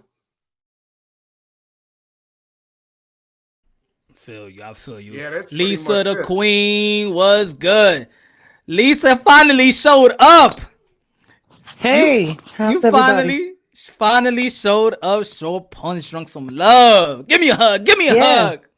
Hey, how's everybody doing on the panel? Good, good. Salute. Salute. Good, good. What's Salute. up, Something Queen? Lisa. Hey, hey. It's a good topic. Basically, I don't live in the UK, so I don't know what that uh the energy is like, but I do see the fights over there. I've seen some, and they're very they come and support the fighters, and they fly out to support their fighters and everything, and that's a great thing. And when I was growing up, boxing was so much bigger as far as um the athletes that I grew up like with Ali and Sugar Ray Leonard, Duran, and all of those guys were really huge. They were on the cereal boxes, the Wheaties box. They were held up to a real high standard. Everybody loved them. The Olympics was really big back then as far as boxing. Um, they had a lot more boxing gyms, so that was a real big thing. I don't know where things changed, so I don't know. But for me, because the standard They backed was up what they said. right. Well, I just mean the shift as far as like a lot of gyms started closing, and then you had the ascension of mixed martial arts came in. A lot of people started leaving boxing. It changed and things went from regular TV to cable. So there was a lot of different changes as far as boxing in America. And also I would say as far as Wilder and Joshua, I remember first seeing Wilder on I think it was Showtime, and I think he was on there and they were saying that he never went past the fourth round. I remember I was like, wow, for real? So I was like seeing this heavyweight because it wasn't a lot of heavyweights back then in the US. Like kind of like the heavyweights had kind of like, so we had Wilder come in, and then I started seeing him a lot, Mhm. and then the PBC came in, and then and then Tyson Fury came in and he beat Vlad. Vlad was like 10 years undefeated, I believe. Then he Mhm. came in, and then he went through his struggles, and then you got this young guy coming up, and that Vlad and AJ fight was really good to me, and Yeah. it kind of brought back that old feeling of the old boxing. Mhm. And so it's just been so many different things, but I enjoy the heavyweight division as well as that was always the standout for me was the heavyweights. They were the creme de la creme, as they say. Mhm. And I love the heavyweights, and I continue to support them.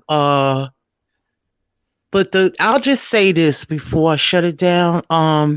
The standard was Rocky Marciano when I was growing up because he was 49-0. Yeah. So as far as the heavyweight, so I was used to people like losing, so it was like never a big shock. The biggest shock to me was when Mike Tyson lost Yeah. to Buster Douglas. I remember that. And it was like the whole world stopped. I remember it was kind of like how when Tupac Yeah. died, I was like, Mhm. for real? Yeah. He lost? It was like, whoa, everybody was like, get out of here, because this dude is like so like he mowing through everybody. So that kind of took me like, whoa, but I do remember that, but still we had that standard of that 49-0 at the time. This was the heavyweight standard. This was Yeah. before Mayweather, so I was accustomed to guys losing but getting back up, and you know, Yep. Hey, Miss so it wasn't really like a shock. Like I didn't go into hit type hysterics or whatever. Tyson lost, and I still slept good at night. You know what I'm saying? Mhm. hey, So hey, with that, huh? oh no, I had a question for you, Miss Lisa. It's Johnny Yes, Boy. How you doing? yes, How you sir. doing? How are you, sir? I'm good. I was just I'm not trying to get you to spit your age or nothing, girl. But like, how old was you when Tyson and Douglas? What roughly? You ain't got to tell me. Was you a kid? I'm just curious. I was like in my early 20s. We was partying then. Oh, because Mike Tyson, see, back then, yeah. Back then there used to be a lot of parties for Tyson. Yeah. Yeah. And it used to be fights at the party because everybody wanted their money back. See, that was you paid. See, right, because the fights wasn't long, and then people be fighting at, give me my goddamn money back. No, I was just go to the bathroom and go smoke a cigarette, get a drink, then the fight is over. I was just curious because I'm like, damn, if I was thinking the same thing. I'm like, damn, if I was 20 something and I was at some party or some shit and that shit happened, I would have went crazy. That would have been crazy. Like, because I was like the same age when like Marquez clipped Manny and shit, and that was like the big, like, holy shit, one of the big, like, and when Roy got clipped by Tarver, that's kind of the same kind of vibe. That's kind of the same kind of vibe I got from that. That's why I was just curious, hon. Thank you. What about when? Let me ask Lisa this: how did you feel about Lennox Lewis when he got dropped and he got knocked out first? Lisa. Oh, I love Lennox Lewis. You know what? Punch in England. That's my guy. You know what? I guess America probably.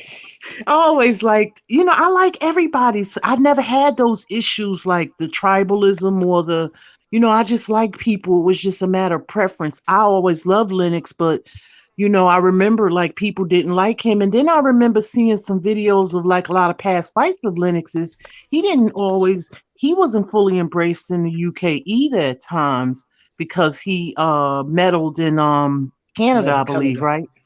Right. Canada, so it was like, people used to say a lot of bad things about Lennox and all that, but I love Lennox.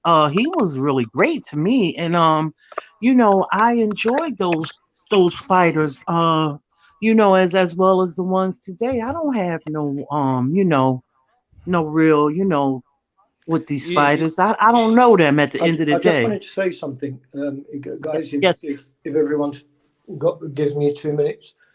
I think there's one thing that, we need to say here.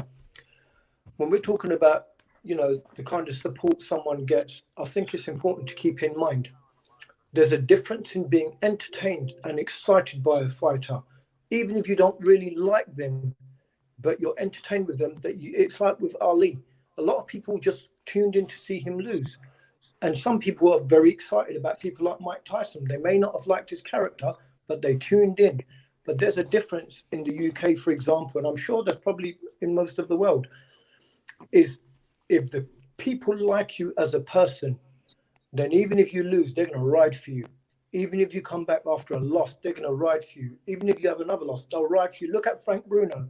He wasn't the most talented heavyweight, but to the end of his career and even post-career, if he turns up to a boxing arena, which many times I'm there, the love he gets is unprecedented.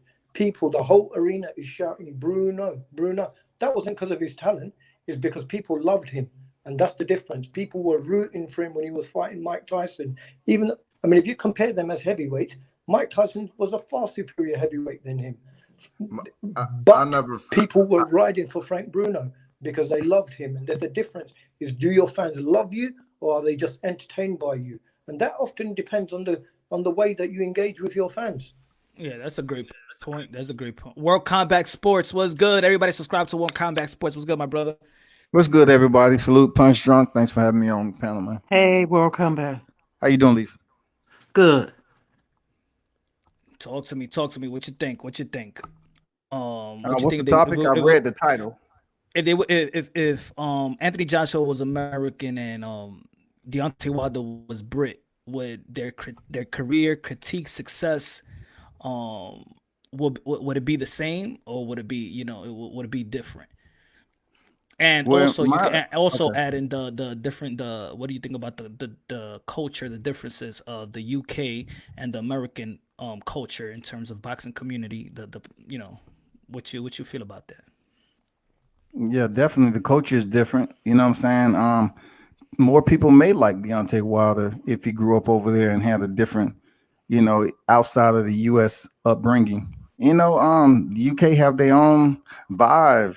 They have their own type of energy, and they treat each other different. Um, who knows how Anthony Joshua will be over here? He did have a stint with getting arrested for doing whatever he was doing. We don't know who he would have been a part of if he didn't have that UK, support group over there. He might have been in and out of the system. You never know. It all depends on. I'm just going off what his little small arrest that he had earlier in his life. But I don't know, man. The U.S. is different, man. The country is different. You grew up in the South like I did. I'm down the street from Alabama. Hey, it's a different type of upbringing. You talk different. You act a certain way. So it would be interesting, man. It's a damn good question. You know what I'm saying? I truly believe that people will treat him different than what he's getting right now. If You think Deontay Wilder will be bigger? You think Deontay Wilder will be bigger? Yeah, with that knockout power over in the UK, of course. Yeah. Of course. Look at Joshua. I mean, Joshua's adored over there in the UK, and he's been on the canvas plenty of times. You from I think Georgia, so. World Combat? Yeah, I'm in the A. Yeah, okay. I got family down there. I was just wondering. Yeah. Yeah, that's what I was just gonna say. Like, this idea about like built for greatness, right? You need competition in order to do that for us, right? We've had, like Lisa was talking about, Mike Tyson. We had Evander Holyfield. We've had even Larry Holmes had he wasn't as popular because he didn't really have a dance partner to get him there. We have such a long tradition of greatness. I don't know how these guys would really fare. Like, I don't know how AJ would fare. It's just, I think he's had a lot going for him with the Exactly, bro. Exactly, bro. with the winning a gold medal. But we also have that, like, he would have been in line with the Muhammad Ali's and the George Foreman and all that stuff. But then we have Tim Witherspoon, right? So it's just, I don't know. It's real hard. You need the competition. You can't just be great by yourself in a vacuum. See, Smoke, I look at it like this. Like, what if Joshua, he seems a little fragile in certain areas. It's good that the UK support him as much as they do. But over here in the United States, we see champions come and go. I don't agree trust with that you. guy. I agree. I don't trust him. I think he's full of shit. I think Joshua's full of shit, bro. Hey, Philip, let me finish, bro. Let me finish. Sorry, bro. Sorry. Hey, Smoke. Hey, Smoke. What I was saying is that what I was saying is basically, like you said earlier about them having a dance partner, and that is important.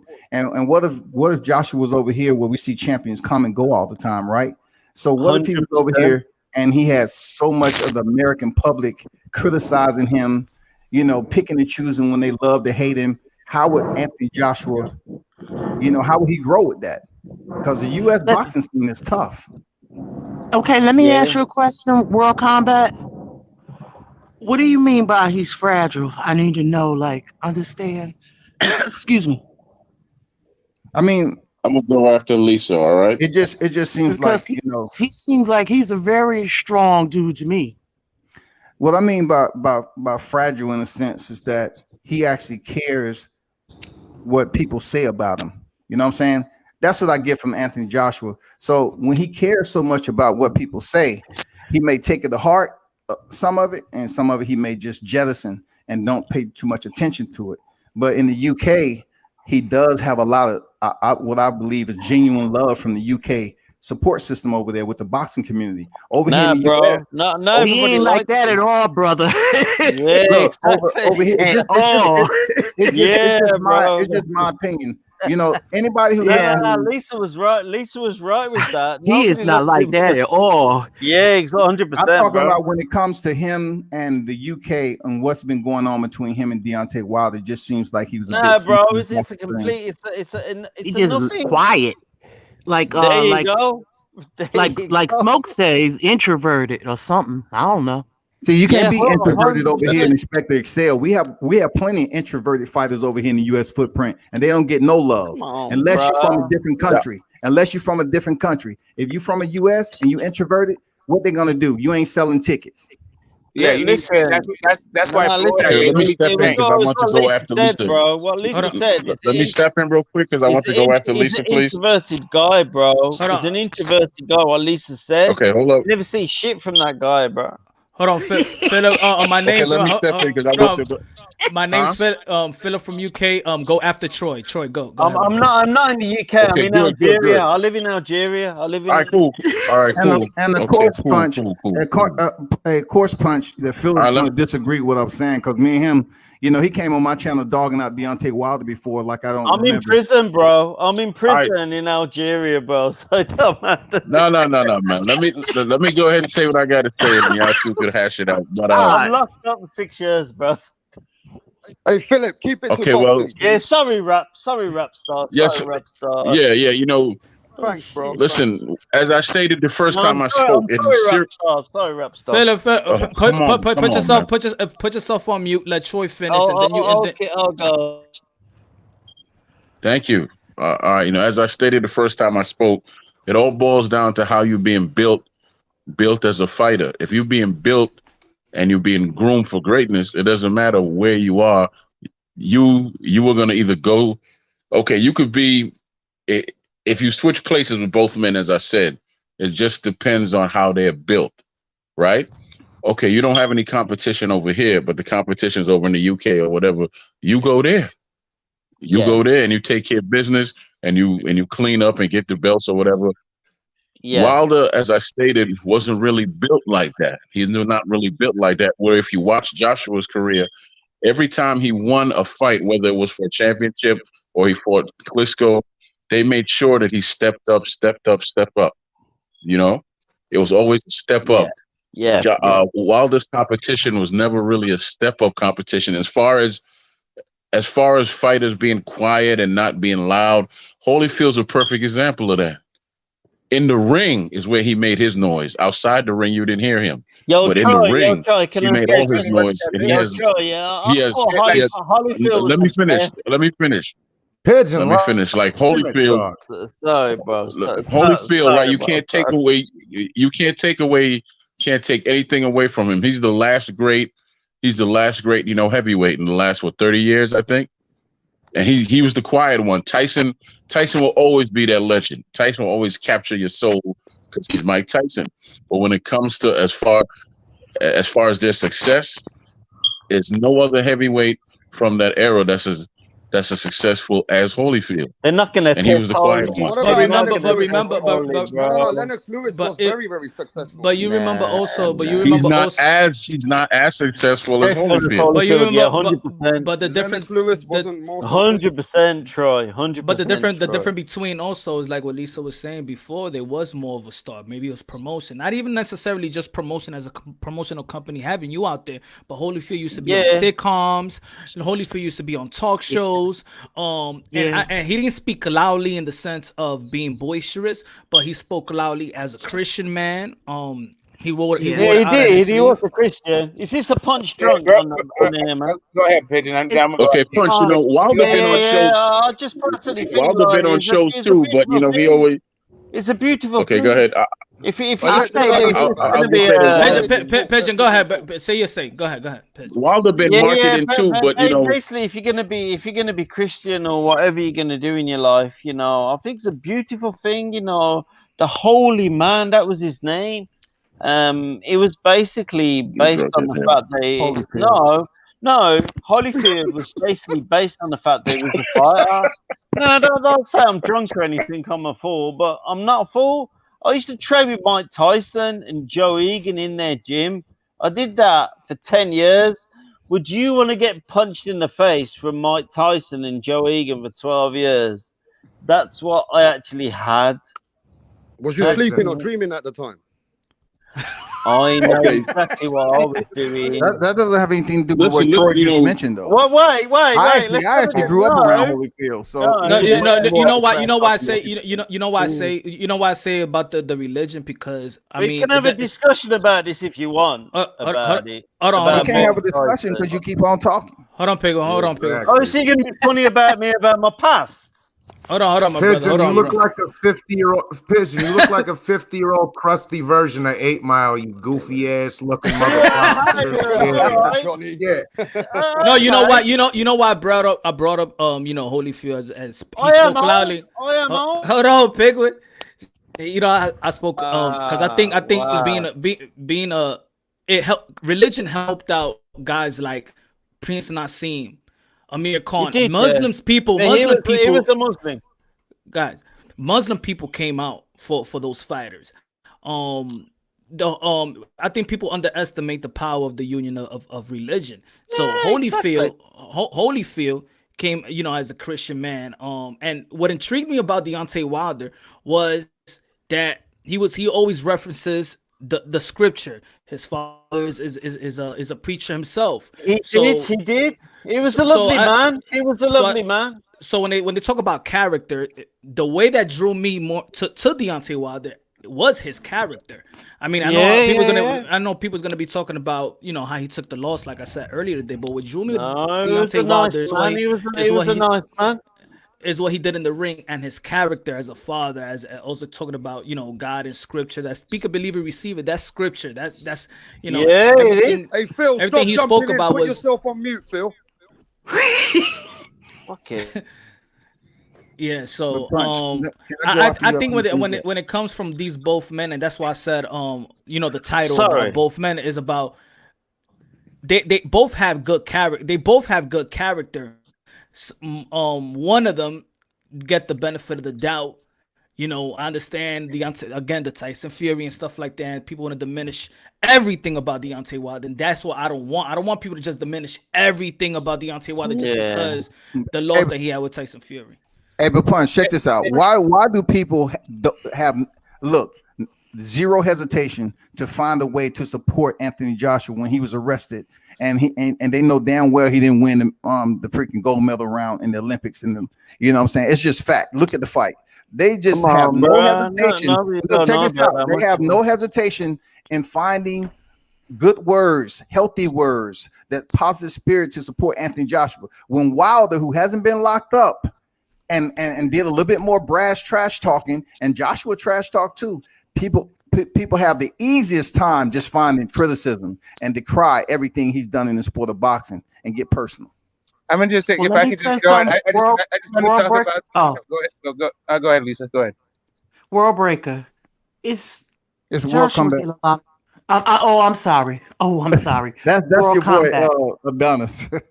Yeah, I'm sorry. Yeah, Lisa, bro. World Combat. Joshua get a lot of criticism too. It goes both ways. It's nothing Yeah. that he did. Listen, the over here in the U.S. they don't really embrace him like that, and he get a lot of shtick. You know what I'm saying? So He like hasn't fought it's Lisa it over here in all. the U.S. He hasn't Say fought that that much. again. He hasn't What? fought No, enough for us to yeah, familiarize but what I'm ourselves with saying him. is nobody's saying nothing about. At least Smoke talked about it. He got a lot of hell for Yeah, yeah, yeah. his thing, his speech, or when he read that thing at that What? BLM what do you call it, rally or Yeah, whatever. yeah. That was only once, though. He got a lot of people calling him racist or whatever, this and that. So constantly, so you know what I'm saying? They saying Fury's Nice young man. He's a nice young they man. saying He's a nice young man. Fury is the people's champ. You know what I'm saying? Like it you And it's know, just amazing, Lisa. whatever people did in their past is What? what they did in their past. You know what I'm Correct. saying? But he gets a lot of people put him down all the time. So it's not just Wilder. Yeah, I'm talking more so the U.S. footprint when it came to boxing, though. Come on, bro. Because that was an intense time when he spoke up for BLM. That was an intense time that a lot that was going on across the globe at that time. So Joshua, Yeah. He was Go talking ahead. about economic economic empowerment in his community, and they didn't like that. This Yeah, is a normal conversation, bro. I was just gonna say just one quick thing. This whole idea, right? So Holyfield didn't all. It wasn't a built for greatness thing. He had already achieved a lot of things, and he didn't actually catch on until he fought George Foreman, and it was George Foreman that propelled him into the whole public eye. Well, You still need a okay. guy that's gonna get you there. He had already been Yeah, that's true. undisputed That's in a weight true. in a division. He had already fought a bunch of guys. Like he was already even champ, and he wasn't the guy. It's really we've had the standard of excellence is so high here. You can't just go overseas and knock out a bunch of European guys and think that's going to translate to greatness in the U.S. I agree, Smoke. I agree. Yeah, 1,000%, bro. Troy, what you wanted to Go. say? What happened to good sportsmanship? We Yeah. don't have this sportsmanship in the I U.S. don't when it think comes we have that. That's the sportsmanship in me that I can appreciate people from other places and It's a embrace what they've done in their lovely countries. Hey, I agree with you on that. That's good sportsmanship. It's not about where you from. When I was growing up, I didn't care that Duran was from Panama. Yeah. Well, a lot of people 100%, didn't know he was from Panama. They just call him Mexican, but he is a Panamanian fighter. Yeah, 100%. Right, but I'm in prison at the moment, and I shouldn't even be having this conversation. But in Phil, prison you need to at the control moment. the fuck yourself. You need to control yourself. Can't you see when we speak, we're mute? When Punch will ask you to speak, he's gonna ask you to So speak. So literally, shut the fuck up, bro. Whoa, it's going nasty on me. You're not I don't controlling know, yourself. like- You got ADHD. Yo, bro. both of you, ADHD. no, hold on. Let me say this.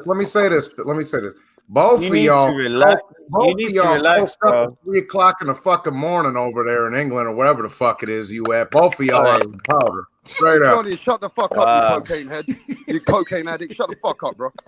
What did you say, bro? Chill out, Hey, bro. Can I just say don't do something? drugs. But you know the way Troy feels about Deontay Wilder is the same way I feel Guys, about. guys, I guys. don't want to talk to Johnny. Joshua to a Johnny's a point. true racist, bro. I keep seeing him saying racist What? shit. all the Johnny's time. true What are you racist going on talking here, bro. about? What's Guys, going guys, on there, bro? Rapstar, do me Hey, a favor. Lisa, lay you off made a the good powder point, and Lisa. keep my You made a fucking damn name good out point. of your You are a mouth. racist, bro. It's hard to talk to you. I'll sometimes, slap bro. the shit out of you in the Yo, middle. You of couldn't the do fucking shit, what's man. going You on, bro? alcoholic bitch. What's going You're on, a bro? racist little bitch. Yeah, am I? And we've Guys, got loads guys. of proof. Oh, Johnny. Knock you You're the fuck racist. out Come in on, Johnny. Buckingham Come on, Palace, little girl, and Guys. the prince. You can bring You the know prince you're with you, racist, Rapstar. Johnny. Smack You the know fuck you're out of racist, both bro. of y'all. No, Yeah. chill out, bro.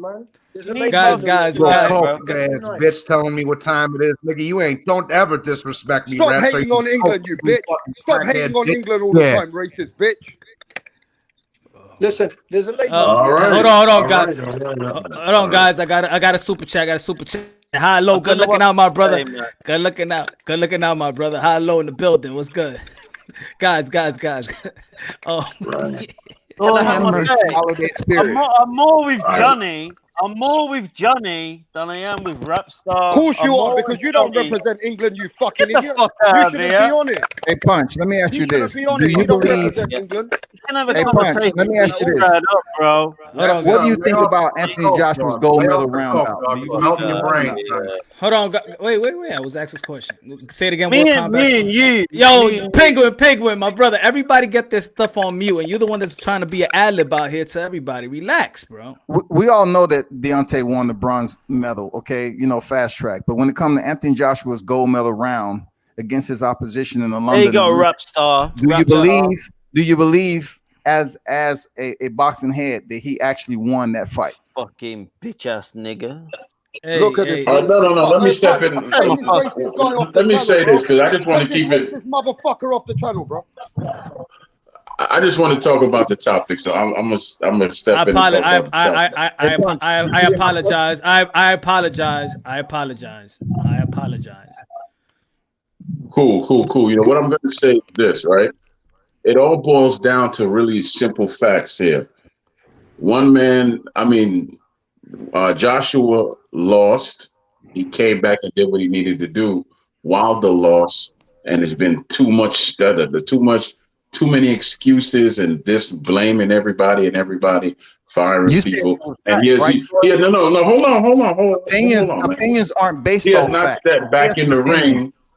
He has not stepped back in the ring yet to just silence the naysayers. You see what I'm saying? I didn't say a word when you were talking, man. So just show me the same respect, all right? I didn't say a word. I was cool, all right? So that's all I'm asking. What's the respect? So basically, once he steps back in the ring, a hater though. Once he steps back, no, man. This all boils down to sports and me having an opinion and you having a different opinion. hate is an overused feminine word in the sport of boxing. I'm really tired of hearing it. It doesn't apply here because I don't know the man, and I've kept it on the boxer. I've never said anything personal or nasty about the man. I kept it on the fighter. So I don't know how that word hate applies. But back to what I was saying and the topic at hand. He steps in the ring and he clears the air and he beats Tyson. All of that goes away. All of that goes away. You understand me? He goes back to being this big puncher and maybe the standard bearer for the heavyweights over here. Then he has to keep winning and keep fighting at a certain level. You can't beat Fury and then bring your level back down. He has to go and face the Joshuas, the Parkers, and the Whites of the world, and that's what he has to do. What Joshua has to do is just keep doing what he's doing. He doesn't need to do anything else. He just needs to keep winning. Period. Okay, Joshua. When I'm pretty sure you didn't use that same narrative when Joshua lost to Andy Ruiz. You wasn't coming up here delivering. Hold up, Troy. You didn't come up here. You don't know what I did though, so please don't say what I did. That's all I'm asking. You know, you bringing all this good, solid energy for Anthony Joshua and everything when he lost to Andy Ruiz. You know what I'm saying? Anthony Joshua, it was a lot riding on him going in there defeating Andy Ruiz as a last-minute replacement, and he lost. For the Deontay Wilder to suffer one defeat, and everybody's counting him out. I didn't hear that same energy registering for Anthony Joshua when he was stopped by Andy Ruiz. Stopped. He was literally stopped. He was stopped the same way that Wilder was stopped. Oh, so somebody threw in the towel? Okay. So somebody threw in the towel, Troy, or not? Okay, the ref stopped the fight in the Joshua fight. So he finished on his feet. And let me finish, man. The ref stopped the fight in the Joshua fight. Breland threw in the towel on the Wilder fight. Now, when Anthony Joshua lost, I came out and I repeatedly said that he is this era's Joe Louis, and he's going to come out and he's going to do what he needs to do, and he's going to get his belt back. I didn't see him, turning into a boxer and all that. I thought he was going to come out and just flat out punish this guy and get his belt back, but he outboxed him and he won. I didn't see him losing to Anthony Ruiz twice because Anthony Ruiz has no ambition, which came out in the second fight. You don't come into a fight, your biggest fight in your career at 283 pounds. So, that was, I don't cry foul. My word, Troy, you say Joe Louis comparable to Anthony Joshua? How dare you? Can I add something? No. I said that he is this era's Joe Louis. That's what I said. No era Joe Louis. Joe Louis defended his title 25 times. Bro. That's in your opinion. Of course. I ain't mad at you. Hold on, Smoke. I wanted to say something real fast. Just let me say something real quick, Smoke. Hold on. Thank you, Tony. Thank you, Tony. Thank you, Tony. My fault. I wasn't looking at the comment. My fault. Thank you again. Thank you. I appreciate it, my brother. What did Tony say? I was just gonna say, can we all just get along? No, me and Troy good, man. I know he don't like Deontay, and the same way I feel about Joshua. It's not that I don't like Joshua. I don't have an issue with either man because I don't know either man, man. You keep saying that. I have no issue with either man. When you say a man, nobody's assuming you're attacking him personally. We know that we're talking about boxing. He's saying that he is making excuses, though. The fact is that it was the costume, it was the water, it was Mark Breland. Okay, all those costumes are factual. How you know it? All those things are excuses that came out. That's what you said. That's what you think, right? But the truth is, since you don't know the truth, I don't know. That's just what you feel about it. But all those are facts, Smoke. He fired Breland and said that he poisoned them.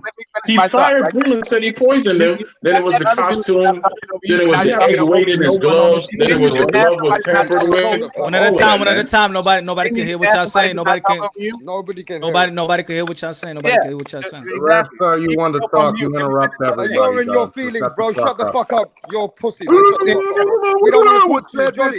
Stop calling my name, Johnny. What'd you say, bitch? Why am I in your feelings, bro? You try to disrespect me. What'd you say, bitch? What'd you say, hey, bitch? Why am I in your feelings? Why you keep calling rap stars' name, bro? To see if anything was true or false. If I can just say this one thing. The guy who holds the largest gate for a heavyweight fight in the history of the sport is Deontay Wilder. That's great. I'm sorry, I was about to call you Punch. That's great, Smoke. But the guy who holds most of the belts and is the current king of the heavyweights and has been king of the heavyweights is not Deontay Wilder. Make your point now about your break numbers. down how he picked up the belts? Okay. Do you want me to break down on how they seeked out and found Klitschko, who was on hiatus, to fight for the vacant title? Do you want to talk about how Charles Martin cashed out and freaking fixed the fight and went out in the second round? Here we go with more excuses. More excuses. Hold y'all thought for a minute. Hold y'all thought for anything you're saying. Hold on. Hold y'all thought for a minute. Sound like. Good looking now, high low. Long live boxing, not racism. Boxing is a sport, brotherhood, 5 different viewpoints. Great point, my brother. Thank you again. Thank you. All right, guys. One at a time. Hey, put it this way. Look, one at a time. You know what, guys? All I gotta say. All I have to do is go back and look at the Anthony fight and Charles Martin, and they said the exact same thing about him throwing the fight against Anthony Joshua. Go back, guys. All I gotta say is one at a time. I'm not going nowhere, man. I'm not going nowhere. I ain't gonna rush nobody like I usually. I've got to go somewhere, man. I just want to wish you all a great day, great night. Peace and love. I just came to support the channel. Thank you. I appreciate it. And what you said also, all right, man, take care. A lot of validity to it. Thank you, brother. Hey, World Combat. The same way you saying people are trash and you're doing the same thing. What am I trashing Joshua about? I said go back and look at the Andy Konoski fight. I'm giving receipts. Go back and look at the Andy Konoski fight against Charles Martin, and they mentioned the exact same thing I just mentioned. Just so people won't just say, okay, he's just making up stuff and he's creating narrative about Charles Martin fighting Anthony Joshua, how he got the biggest paycheck of his career and he took a dive in 2 rounds. They even said it when he fought Andy Konoski, a whole different fighter. So I'm not making it up. What does that have to do with the here and now? What does that have to do with 2020? What does that have to do with 2020? I would just like to say, I would just like to put into perspective, right? But we're talking about the star power of Deontay Wilder, because it seems like you're saying that one guy should be bigger than the biggest guy who's ever been in the division. What he is doing hasn't been done by another heavyweight in America or anywhere else. That's number one. Number two, who are you speaking of, Smoke? Listen, I know that you can't handle any giving Deontay Wilder any accolades, which is why World Combat called you a hater. So now instead of you telling you don't know anything about me, so just stick to the topic, please. Why don't you stop interrupting me? You don't even watch the sport, right? So anyway, like I'm saying, if I didn't watch the sport, we wouldn't be having this competition. For like the 15th time, hypocritically, also I might add. Like I was saying about Wilder, the guy we haven't had an American Hall of Famer in a long time. I think we don't have one now. Okay, everything that is positive about Deontay Wilder, you got to cut down. What is your problem? What is part of a tenet of your fandom to just hate on Wilder? As soon as somebody says something positive about Wilder, you got to cut it down. Relax, dude. You don't like Wilder. We got it. You don't agree with what he does as part of his career. Got it. Crystal clear. Now, can I just praise the man for a second without you denigrating right on the tails? Thank you. So, I never said anything to tear anybody down. I simply gave my factual opinions, man. Why don't you put yourself on, man? Anyway, what we haven't seen a guy who is even close to being a Hall of Famer in forever. So and the idea that Wilder needs to be bigger than the biggest for heavyweight champion, bigger than the biggest fight in an era that doesn't have a bunch of Hall of Famers like Vladimir Klitschko grew up in that he didn't fight. Right? All we got is these off-brand new guys that also are unheralded fighters. So all he can do is knock these dudes out, these 2 guys that are going to cement his legacy, and then a bunch of also-rans, right? He's got to fight Fury, and he doesn't even have to beat Fury. He's already fought Fury twice.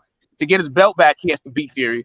But he needs to mix it in with AJ, and he's basically mixed it up with the top 1 and 2 guys of his generation. They can figure out where it is they end up on the deck. Is he 1? Is he 2? Is he 3? All that's yet to be seen. But as far as what he's accomplished in the ring, I think that we need to appreciate more than we denigrate. Hey, what's I'm up, not. I Lunchtime? haven't done. What's up, Troy? I'm What's sorry, good? Eldo. Let me respond to him, and then right. You know, let me respond to him real quick. I haven't denigrated a soul since I've been on here. I simply spoke on two fighters and how they were built and who's at the top and who's not. Now, if you find those facts to be me tearing them down, then you have an issue with the facts of it, not No, not no, go not ahead. me, because you can't tell me how I've torn them. Tell me how I've Your torn the opinion is man not a down. Go fact, ahead. Troy. Your opinion is not a Tell me fact. how I've torn them down. Yeah, your Tell me opinion is how not I've a fact. torn. First Tell me off, how I have torn down I'll Wilder. tell you what. I'll tell you how. One at a time, man. First off, Tyson Fury could be the number one guy. You're just the one over here saying AJ is the number one guy. So I don't Nah, understand AJ is why this number whole thing. one. And really, the entire conversation was about how those guys would translate in each other's market, right? So I don't understand why this turned into a one guy's built for greatness when literally he's been fighting a bunch of European guys in Europe. Miss me with that bullshit. Get the smoke, because we all know Europe rules the heavyweight division. Has Tell them, done Correct, since, but that's the point, Eldo. has Eldo. done since That's the Europeans point, were able Eldo. to turn pro. We've Correct, dominated the Eldo. division. That is the point. That's why there are no American champions anymore. Because Eastern Europeans turned pro and they all ran to another sport or whatever they were doing. Hey, Go ahead. Troy, what I was I'll just say Rap, this. hold Troy, on. what I was- Go ahead. Rap, Hold up. Rap star hey, would Troy, like to what I know. was trying to explain to you was that I mean, what I you can't call get a word in, facts, Punch. opinions is not based on facts. They're opinions, right? There, Troy. So what I'm trying to tell you is, you say if Deontay Wilder gets his belt back, he needs to excel. He needs to increase or advance his level of competition. So one name that you basically expressed was Dillian White. Dillian White in his two losses have been knocked out cold. One by Anthony Joshua and the other one by antiquated Alexander Povetkin. So why would you say Deontay Wilder has to go see Dillian White, who hasn't been a world champion? And when he was knocked out by Anthony Joshua wasn't a world champion. When it comes to Tyson Fury and Anthony Joshua, I do believe if those two fight, Tyson Fury would defeat Anthony Joshua. I just think his ring IQ is much more advanced than Anthony Joshua. That's just my opinion. Thank you, sir. But let me tell you what I said exactly. I said once he fight Fury again and stop all the talking and all the excuses. That's what I said. Then I said once he fights Fury, he can't drop in competition. He has to then go fight Joshua, all right, and take care of that business. Then he has to. Then he could go fight the Dillian Whites and the Parkers of the world, and boom, no one will say anything to him then because he's cleaned out the whole division. That's exactly what I said. Okay. And Troy, can I hold up? Can I add something to Troy? Dillian White, in a sense, we're not even sure he's ready to come back and fight Alexander Povetkin in a rematch after being knocked out. Alexander Povetkin has COVID. So hold on. That's not ready. That's just what they said. I was gonna add something in. But when it comes down to it, I don't think that Dillian White was able to return in that short of fashion to face Alexander Povetkin. Yeah, Alexander Povetkin got COVID now. Cool. But I think wait. So when have you ever heard of we talking about boxing? So when have you ever heard of the competitions allowing someone to use their name and say, okay, well, he's the reason why the fight is not on, and then not coming back? And you just said that. You just said that. I'm telling you, Alexander Povetkin came down with COVID-19. However, they determined that shit. Yeah. I'm saying that Dillian White wasn't able. He wasn't healthy enough to return back in 3 months. That's just common sense. How do you know that? How do you know that? It was actually 2 months. He got knocked out cold. Correct. And he made no excuses. Hold on, guys. I gave everybody their time to. Yeah, let me get my. To set their say. I want to listen to what L Dog has to say because he hasn't said his. Yeah. So World Combat. You say that Dillian White never won a world title. Cool. Dillian White knocked out by AJ Povetkin. These are all facts, okay? But let's be real here. Not winning a world title in the heavyweight division. Well, when we look at it this way, the heavyweight division is one of the hardest divisions to actually get a title shot in because there are so many contenders. And also, let's look at the guys who he lost to. Anthony Joshua and Alexander Povetkin. 2 guys who are renowned as some of the hardest punchers in the heavyweight division, who are renowned as some of the best fighters in the heavyweight division, and both guys have a better resume than Deontay Wilder. Alexander Povetkin's resume is better than Wilder's. So is I agree. Anthony Joshua. So, you know, as much as I dislike Dillian White, let's not take credit away from him in the sense he only lost to the best. I think if he beats Povetkin and Wilder would have beat Fury, I think that would be an appropriate matchup for Deontay Wilder. Alexander Povetkin was the only one with a better resume, and if you're talking about as far as the manpower and how deep the heavyweight division is, who cares, man? Tyson Fury, Anthony Joshua, and Deontay Wilder was the top heavyweights for a long time. You cannot include Dillian White into that narrative. Yes, you cannot do it. You cannot do it, bro. You cannot do it. Let me say something real quick, because you said Wilder has a better resume. World Combat, you said Wilder has a better resume than AJ. So explain to me. Explain to me. So therefore, let's do it. World Combat. You said Wilder has a better resume than AJ. With the WBC belt, you have to respect it. I don't think you respect anything that Deontay Wilder does, man. Hey, look, I respect the fact he kept his mouth shut for months. Okay, exactly. You're the same one up here talking about you wish he would die in the ring. So really, but hold on, World Combat. I really can't respect what you're saying about someone taking a sport serious when you want to see a fighter die in the ring. Has a worse resume than Wilder. Break it down, because that's asinine. Look, I don't have to break anything down. You do the homework and break it down, because every time fine, I'll break it down to you. And you explain Wilder. Resumes. Actually, before you start hijacking the thing, breaking down resumes, let me just explain to you what you walked into. What the question is: would Wilder be better? Would Wilder have the same or the more success if he was born in the UK? And would AJ have the same or more success if he was in the US? If they flipped spaces, that's what we're talking about. Mm-hmm. Yeah, I would say Wilder would have a lot more success if he was in the UK. I mean, the UK got behind fucking Chisora. I mean, that's what I was thinking about, knocking out Europeans. As long as you keep on that boxing, it makes sense. But all that, I mean, it's very hard to say though, Punch. Let me just say this. Let me just say this, Smoke. Let me just say this. Tyson Fury gets a lot of hate. Deontay Wilder gets a lot of hate. But just like Ropadop said earlier, the humbleness of Anthony Joshua, a lot of people around the world can relate to Anthony Joshua better. And I think he gets more love than all three of them. I really do. Anthony Joshua is a bit more, he's humble. He doesn't have a big ego. He doesn't come online saying, I'm going to body this guy, I'm going to kill this guy. He has a different demeanor about him, Punch. That brings people to like you, you know? Even Tyson Fury has bad antics about him. People don't really relate to him. Even though he might be a great boxer, it's hard to relate to him. Deontay Wilder, he also has these antics where he creates... I mean, I love Deontay Wilder, but those things that I'm going to body you, I'm going to kill you, I'm going to do this. Don't forget, against Dominic Brazil, if I'm not mistaken, Deontay Wilder disrespected Dominic Brazil and jumped him in front of his wife and kids. Let's get this shit straight.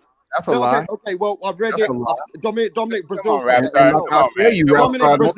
himself. Dominic Brazil said that himself. Let me speak, bro. You guys can't overtalk. I said nothing. Guys, finish. Let him finish. Let him finish. Fuck. Stop spreading lies, man. These guys are Punch. The problem is we say anything what we hear, right? They call us Wilder haters.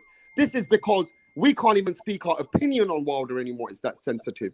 The problem is when you even give your opinion, you get put into a position that we're haters because of the sensitivity around Wilder. There's a lot of sensitivity situations behind Wilder, bro. And this will create. No, that's not an opinion. No. What he said first. About him jumping another man's family. No. But what he said. But what he said. Hold on, guys. Hold on. But what he said. But what he said was reported. So he's going about what was reported, what he learned, what he heard, and Rap Star saying what was reported. You know, I heard things like that too. Yeah. No, what he gave was Dominic Brazil's account of it, even though they went before a judge and that got thrown out. That's the problem. Right. Is Yeah, that but instead of Dominic saying- Brazil came out on the whole world media. Hold on a second. Dominic Hold on a Brazil. Nah, but Hold the on, thing is, but- if hold y'all on, don't, if y'all can't debunk anything that Rapstar was saying because he Yeah, didn't it's not finish. fair, bro. I want to know what he's saying, guys. I want to know what he's saying. England wants everybody Exactly. wants So to know. let's let the man speak. Let's let They Rap don't let start me finish. speak, Punch. Every time we say anything about Wilder, we're getting attacked now, That's and not a- everybody's that's jumping not on our true there, throat. Rapstar. And That's it not seems true. like You're not being everybody's very attacked. sensitive You're just to the being corrected there, situation. Bro, you're Rapstar. You know what I mean? misrepresenting. You can't even speak our mind anymore, Let bro. everybody Man, you finish. know I'm how not to let it I'm not going time out. Let everybody finish their say.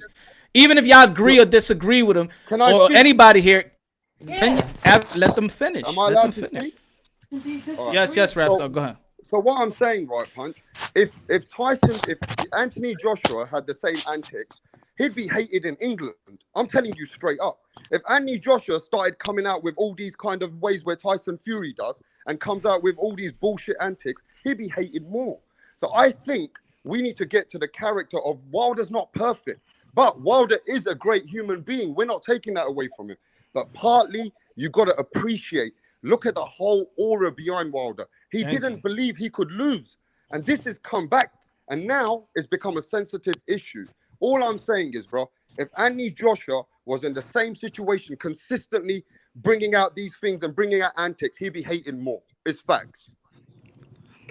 I look at what's the first words. The first words some of these individuals speak on about Wilder is everything they choose to digest. You don't have to digest every negative dang bits and pieces out there about the champ unless you've spoken to certain people in his camp. You know, to say that he went up there and jumped Dominic Brazil's family, that's not true, man. Come on, man. And then look, Rapstar, we cool. I know you think just because you got to understand, if you bring the energy, Rapstar, you got to be willing to receive it. Yeah, you was the one. Look, Rapstar, you was the same one going from channel to channel, and everything you were saying about Deontay Wilder, he was weak. Well, it sound him weak. He's weak. He's not saying anything. Tommy came out and said something. You had a problem with. Look, I'm just speaking normal facts. You always come personal, World Combat. The problem is we know that Wilder is close. You are misusing we know that. the word Let me speak, personal. bro. Let me speak, World Combat. upset. Stop calling my name and then don't let me Why do speak. you have Right? to yell, You gotta though, let me bro? speak.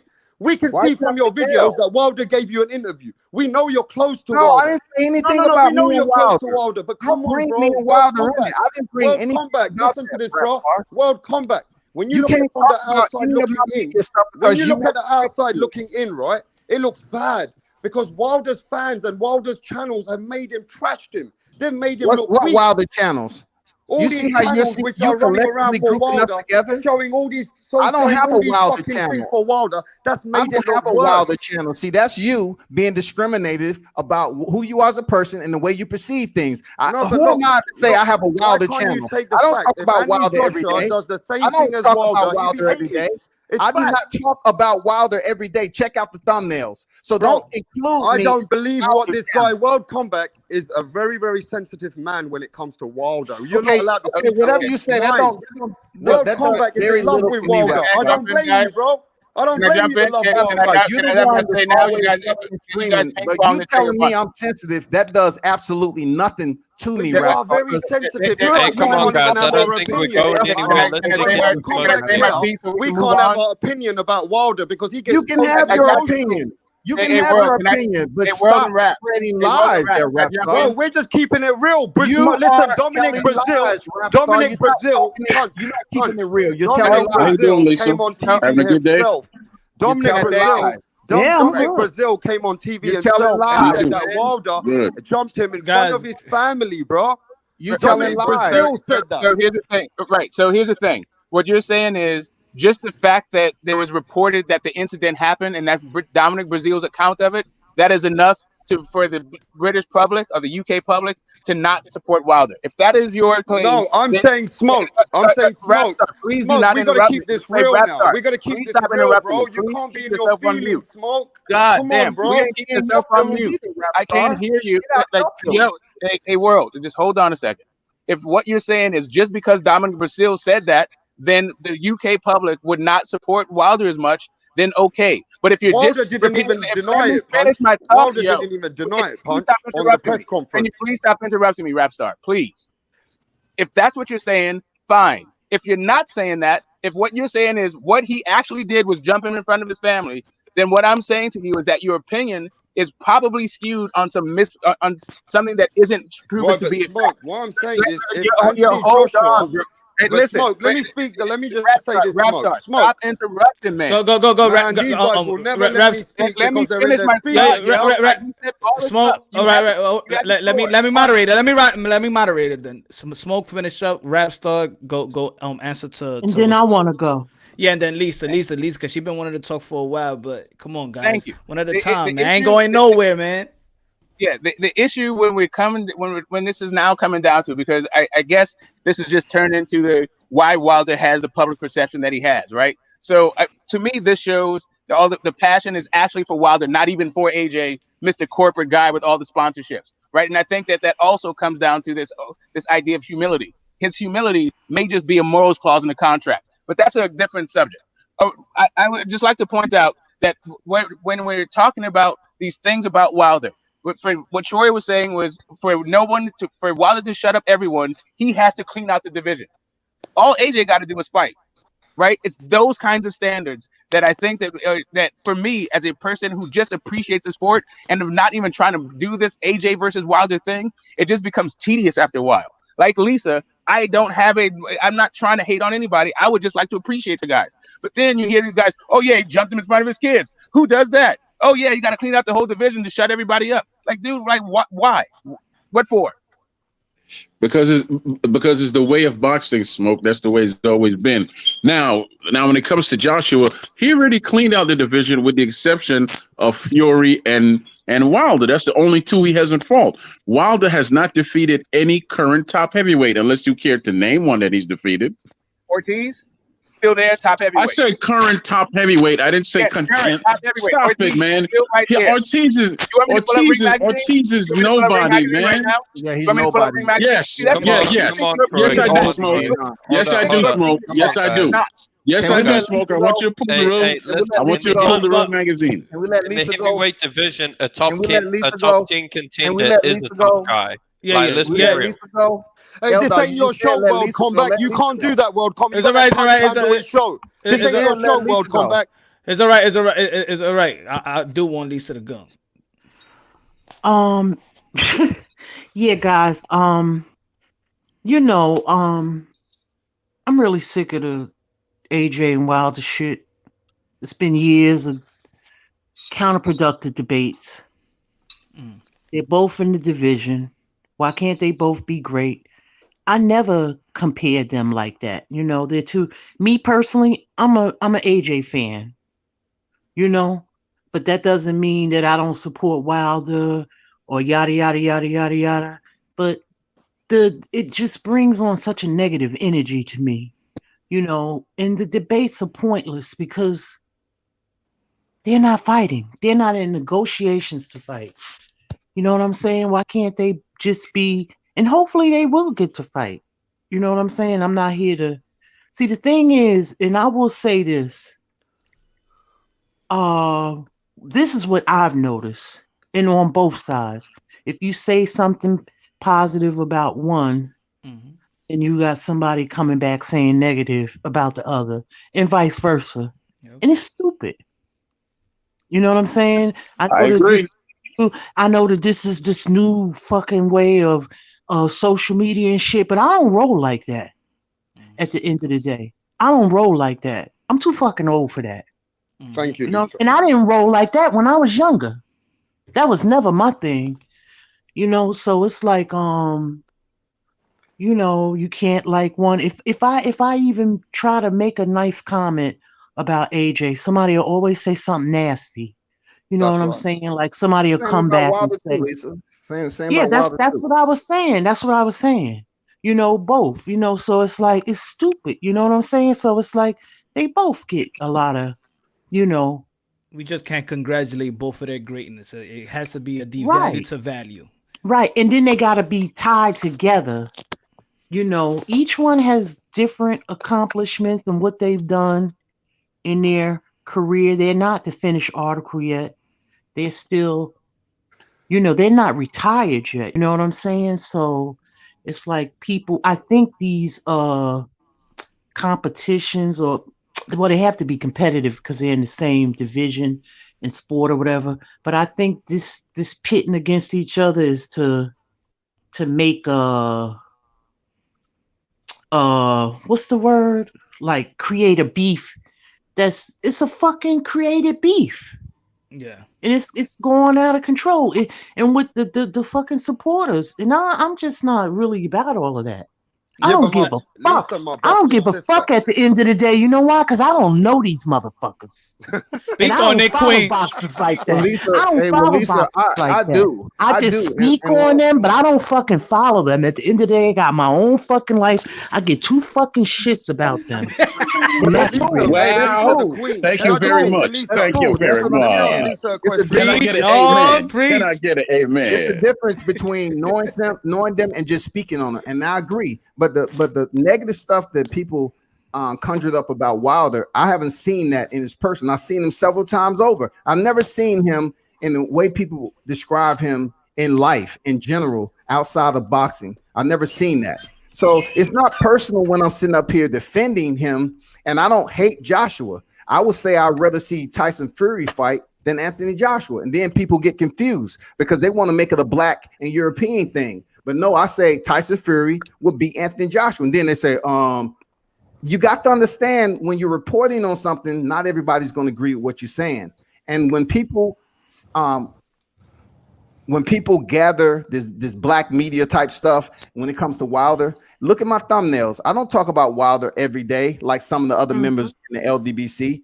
You cannot ever put that stigma on me. I talk about fighters from the amateur level all the way up in different combat sports. So when people put that on me, they're just basically trying to dilute what I'm talking about right here, right now. The reason I go, and I don't mean you World Combat. I'm not talking about you, because I got mad respect for you. So go ahead. I'm sorry. Yeah, I'm just saying when I go at L Dog and Rap Stars, because most of what they say out their mouth is negative, and they try to pretend. You know like the problem is, right? good. Let me tell you what it is. Let me just say this: World Combat Punch's show is an open panel.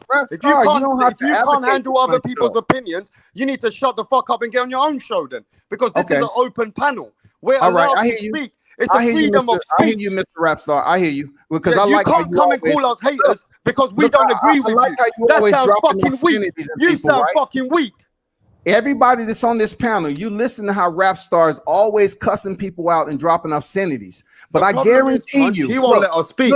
This is not your show, World Combat. Panel, Rap Stars, listen to me. If I offended you, I apologize. But if you ever see me in person, I promise you will not have that same energy, Rap Star. The problem is, Punch, yeah? You know what the problem is, Punch? Don't talk to me like I'm your little child, Rap Star. Yeah, but you need to let us speak now. I don't do that to you. Your show. I don't do that. I agree with you, Lisa. I agree with you. Let us speak, World Combat, for fuck's sake. If by chance you got offended, I apologize. No, because it's not personal. World Combat, right? But I'm tired of you. The problem is you don't fucking shut up. Dropping the F-bomb when it comes to Wilder. World Combat acts like a 16-year-old kid who can't shut up. It's mad. Oh, it's amazing how you talk about somebody can't shut up, but yet you always talking to Punch like he's your kid. I give a lot of respect to Punch. I have nothing but respect for Punch. Why can't you do this? Punch, why you can't everybody's panel that you own, you want to act like you're the arbiter. You're not. Why don't you sit there and be a regular member like everybody else? You have no respect right now. You won't let nobody speak a normal opinion. You don't let people speak. You're the one dropping F-bombs all over the place like it's cool. Try to have a dialogue with grown adults without saying fuck you, fuck that, or everything else. Try to have a normal dialogue, Rap Star. He's in his feelings, man. It's hard to talk to a man who's so in his now you have somebody talking about 16-year-old and he keep on talking about in his feelings, but he's the main one yelling and screaming. I don't get it. Can I speak now? I don't get it. How are you always coming to that conclusion when you're the one dropping F-bombs and acting like you're speaking to kids?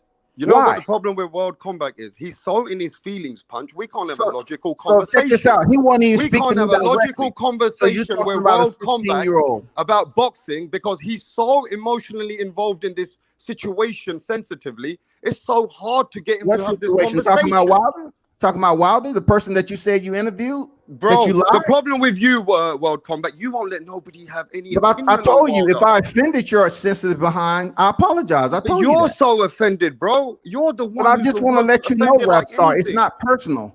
I'm trying to break it down to you, but so you can understand on Okay, a Punch, different let level. me know when I can speak. Let World That is Combat not- carry on. Like, You know carry when on, you- World Combat. We want look, when you get everyone people wants to like listen rap to what you stars- have to say. Go ahead.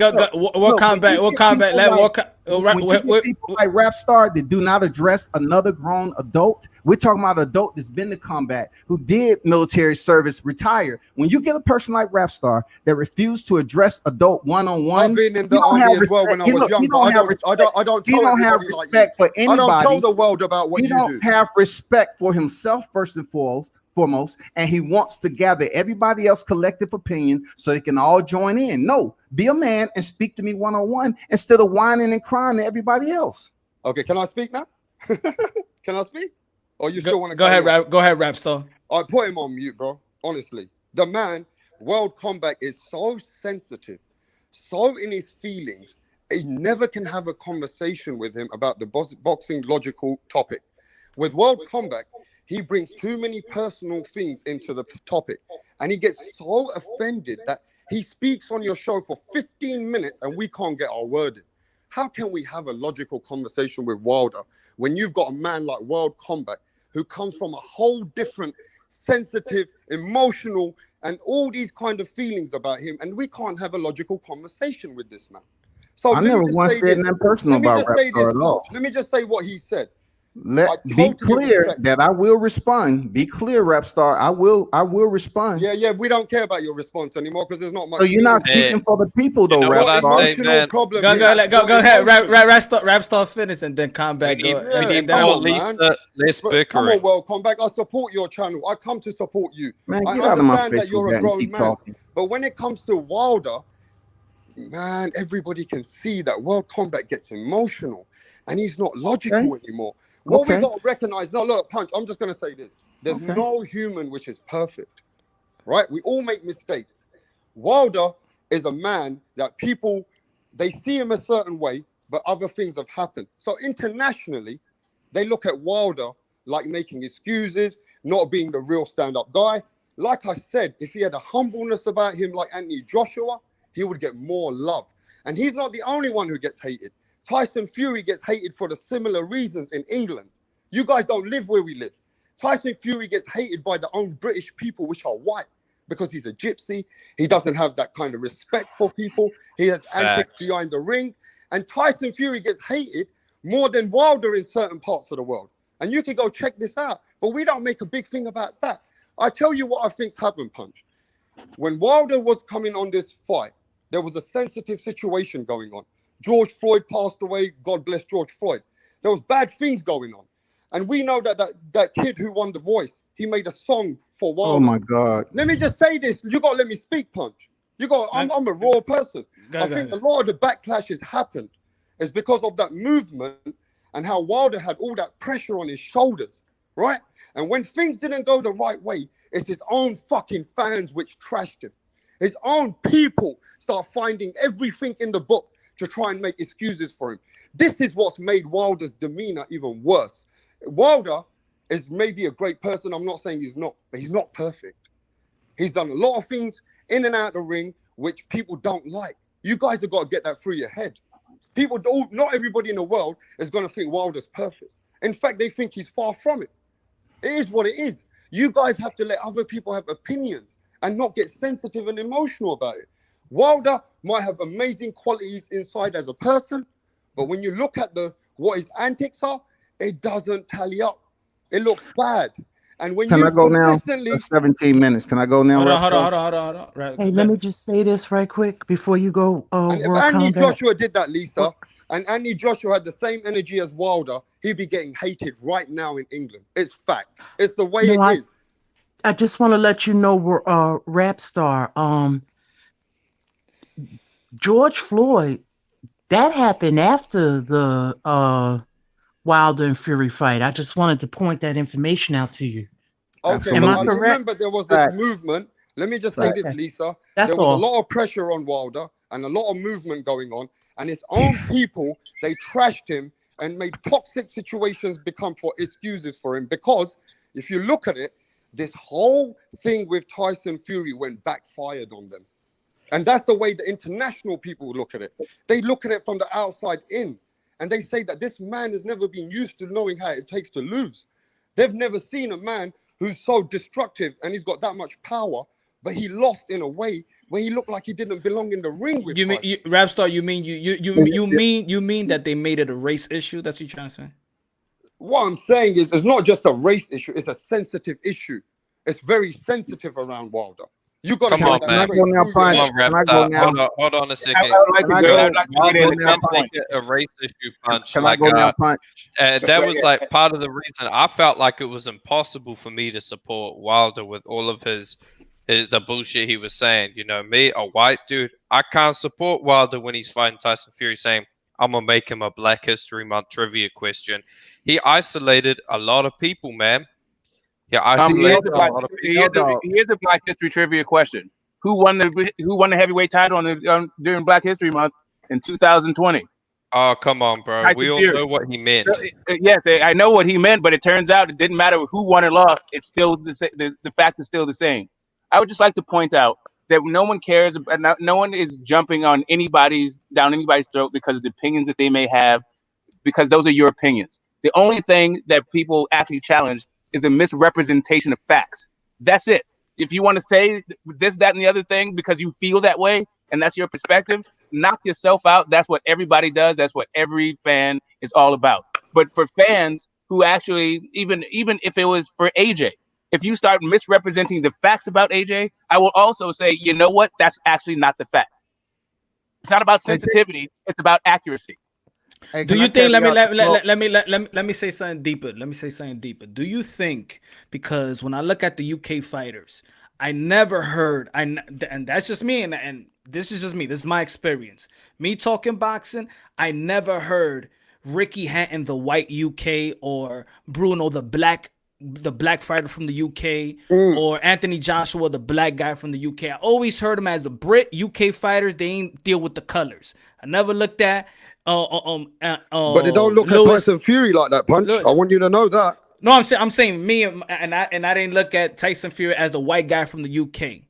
But in America, is the black fighter. It's never. It's also, they say the American fighter, but they'll say the black fighter. Do you think what L Dog was saying a little bit about it? But do you think that maybe he's not big enough of a star because he does play into the my people, but my people is black, is not the American people? Hey, Punch. Meaning to Wilder. Do you think do you think that does alienate guys like other ethnicity, like Latinos in America, Asians in America, European Americans? Does that alienate when you just say I'm here for my people, meaning I don't think black? so, no. I don't think so. No, not. I mean, if he was alienating people, he wouldn't be breaking gate records, right? Yeah, but you have to consider.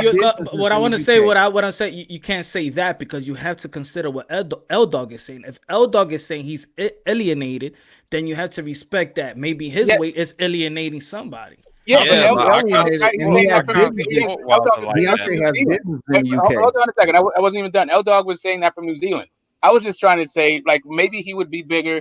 But there are guys who did not identify as anything, like Andre Ward. He wasn't bigger. Like, it doesn't. Even Evander Holyfield came out. Like, Evander Holyfield wasn't big. Evander Holyfield was already undisputed, and he couldn't get. Holyfield was bigger than Wilder. Come on, man. Miss me with that bullshit.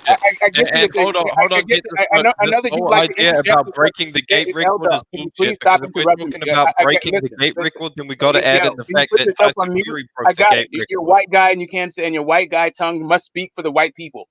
What we're talking about is America. I know you like to interject yourself into America, but you're actually not here, right? So when we're talking about when you say something like, is he just talking about his people, or is he talking about all Americans? He's not talking about L Dog, who's in New Zealand and represents Croatia. All right. Hey, man, and that's a good point. Hey, Punch, I just wanted to finish because you did say I was able to go out the rap star. Whenever I make a point, and Wilder's not even 1% of the boxing encapsulated. I'm talking about the entire structure of boxing because there's so many branches in the sport of boxing. But when Rapstar, when you encapsulate World Combat Sports as a whole, and you absolutely try to get the people to latch on to your every word while you're yelling and screaming. Now, I'm asking you, you don't have to do that with me because you're gonna have your opinion. But notice how I address you. I don't sit up here and say rap star the channel, rap star what you're doing in boxing. Whenever the situation comes up about Wilder, you pretend to act like that is my entire topic of discussion when it comes to talking boxing, and it isn't. You've been on my channel 1 or 2 times, that's cool. But where we had a falling out is the fact that I just said the same thing I said to L Dog. One thing I'll say about L Dog, he sticks to the script and he will say what he want to say, and I've addressed him just like I addressed you, rap star. But one thing the problem with you, World Combat, is you when just we told talk me about Devin Haney, I cut you off, right? Devin Haney, you just said that I cut you off, right? Let me speak. So basically, we're not talking about Devin Haney. We're talking about Deontay Wilder. Yeah. This is not the first time where I had a conversation about Deontay Wilder on Punch's channel. Now, what's strange to me is, as old as you are, you cannot address me directly when it comes down to it. Why are you personal? What makes you say that you can? Yeah, World Combat. Why are you backtracking? Who you bro? trying to Like, threaten? stop You fuck. backtracking, Who you man. trying to threaten? You old fuck. Who you trying to threaten, bro? You said emotional, and you said 16-year-old. Why are you trying to threaten us indirectly on yeah, Punch's show? rap star You're is trying the to one up threaten here. us indirectly Now like a rap grown star's the man. one cutting me off. You Rap sound star's the one cutting me off. Listen, I sat up here and I was trying to be sensible with you, and I said, hey, whatever you're saying and all the scatology you're using, it doesn't matter to me. You can drop all the obscenities that you feel like, rap star. Yeah, but why are you trying to call me out personal as a man? Let's check this Why out, are you rap trying star. to call me out as a man? Look, rap star, I was told I can go after you. I said I do not. You was told you can go. You better come with more than that. You cannot use any discipline, can you? You was doing the same thing that the other guy was doing Don't earlier. indirectly threaten I'm anyone. trying to tell Don't you. indirectly threaten anyone, bro. When I Don't speak you ever to try and threaten when anyone I speak indirectly, to bro. grown men, when I speak to grown men, I expect you to address me as one. Not one time have I threatened you. So now you're trying to switch it over to something else. I don't know where you at right now. Go rephrase what you said. You seem said, like as a you're man, unstable. You said, as a at man, I listening. couldn't talk to you or deal with you. That's what you just said. And that's a threat. Yeah, of course it is. How do you know as a man what you could do to me and what you couldn't? Oh How do my you know? God. How the fuck do you know? I said you wouldn't have that same energy if we was in person. That's fact. Yeah, because that's you'd be way more nicer. I feel you like wouldn't we're be that kicking a emotional, bro. here, You man. wouldn't be Like, that I feel like we emotional. need to move I'm not on the from one this. yelling and screaming, rap star. Every time that you feel like you need to interject, that's what you do, and you start dropping F-bombs again. You don't see a problem with that? No, but the problem is when you consistently speak and Look, bring I in those said remarks, that if you got you need to offended let because us. I You need seem to like let I us got to come back coddle and you. I got to address coddle you. you a little bit. I said I apologize because it seemed like I got to coddle you. So I'm calling you right now, and I said I apologize. You don't accept my apology? Yeah, but you're being condescending. Tell him, L Dog. He's very Look, condescending. when L Dog say condescending, it's laughable. I can't really address you right now. Yeah, but you always indirectly try and try and show that because you're look, L Dog has psychologically. disrespected so Yeah, many but you people. always We love indirectly tag try and show that you're stronger or But supreme Rap with Star, psychological ways. You Rap always Star, try what am I these kind of supposed to do? conversations, bro. I'm Rap too Star, what am clever I for that supposed to shit, do? bro. It's fact. I feel like I am a stronger individual than you mentally because you get all emotional and cuss people out all the time. I don't have to do that. I don't Not have to really, because resort to that. Punch, when you look at World Combat, when I speak to him about Devin Haney, he's always cited that we agree. When we speak about Teofimo Lopez, Deontay Wilder. Punch, you should look at World Combat. He agrees with me. Because it comes to Wilder, whenever it comes to Wilder, it's not my fault if Wilder's camp's giving you $5,000. That's not my fault that you're dick riding, bro. That's your fault. That's not my fault. So now you Whenever make we up agree, lies about look at this $5,000. conversation. You know what? I want to know, like, as a what are you third talking party, about? one thing Punch, I've you gotta observed, remember like, this, bro. I'm a very Now we got an issue. How Now we come got an Wild- issue Hey, listen, because let me you speak sit up then. here Let me speak. creating Who's being a narrative. child now, L Dog? Look at You being a are a child. liar. You're a child, bro. Deontay Camp. Who told you about what are you talking about? See, I would you got in make your up that? feelings. That's how you speak. You What said I'm saying is, bro, $5,000. but you gotta remember $5,000. this. You gotta remember this. World You said Combat. now that Deontay World Wilder Combat. Camp is How giving come me me money? and you? How come me and you have friendly you're a coward conversations now. about every Hey, other you a fight? He won't coward, let me bro. speak. World Combat's You're a always coward, scared bro. to get opinions. He will never let you speak. You're sitting up here. World fooling the Combat never people lets you speak. trying Look at to this guy. explain to them that Deontay Wilder cannot be spoken about when Rap Star is around. And the reason why you're upset with me is because I hold you accountable for being that guy. No, he's just a liar. Look, Punch asked me to come on the show today. You denigrate Punch Wilder asked me to come on the show today from different opinions from England. Hey, Okay? but listen, Nobody's guys. talking Listen, about guys. England. The We're thing I talking about noticed with Deontay Wilder fans is that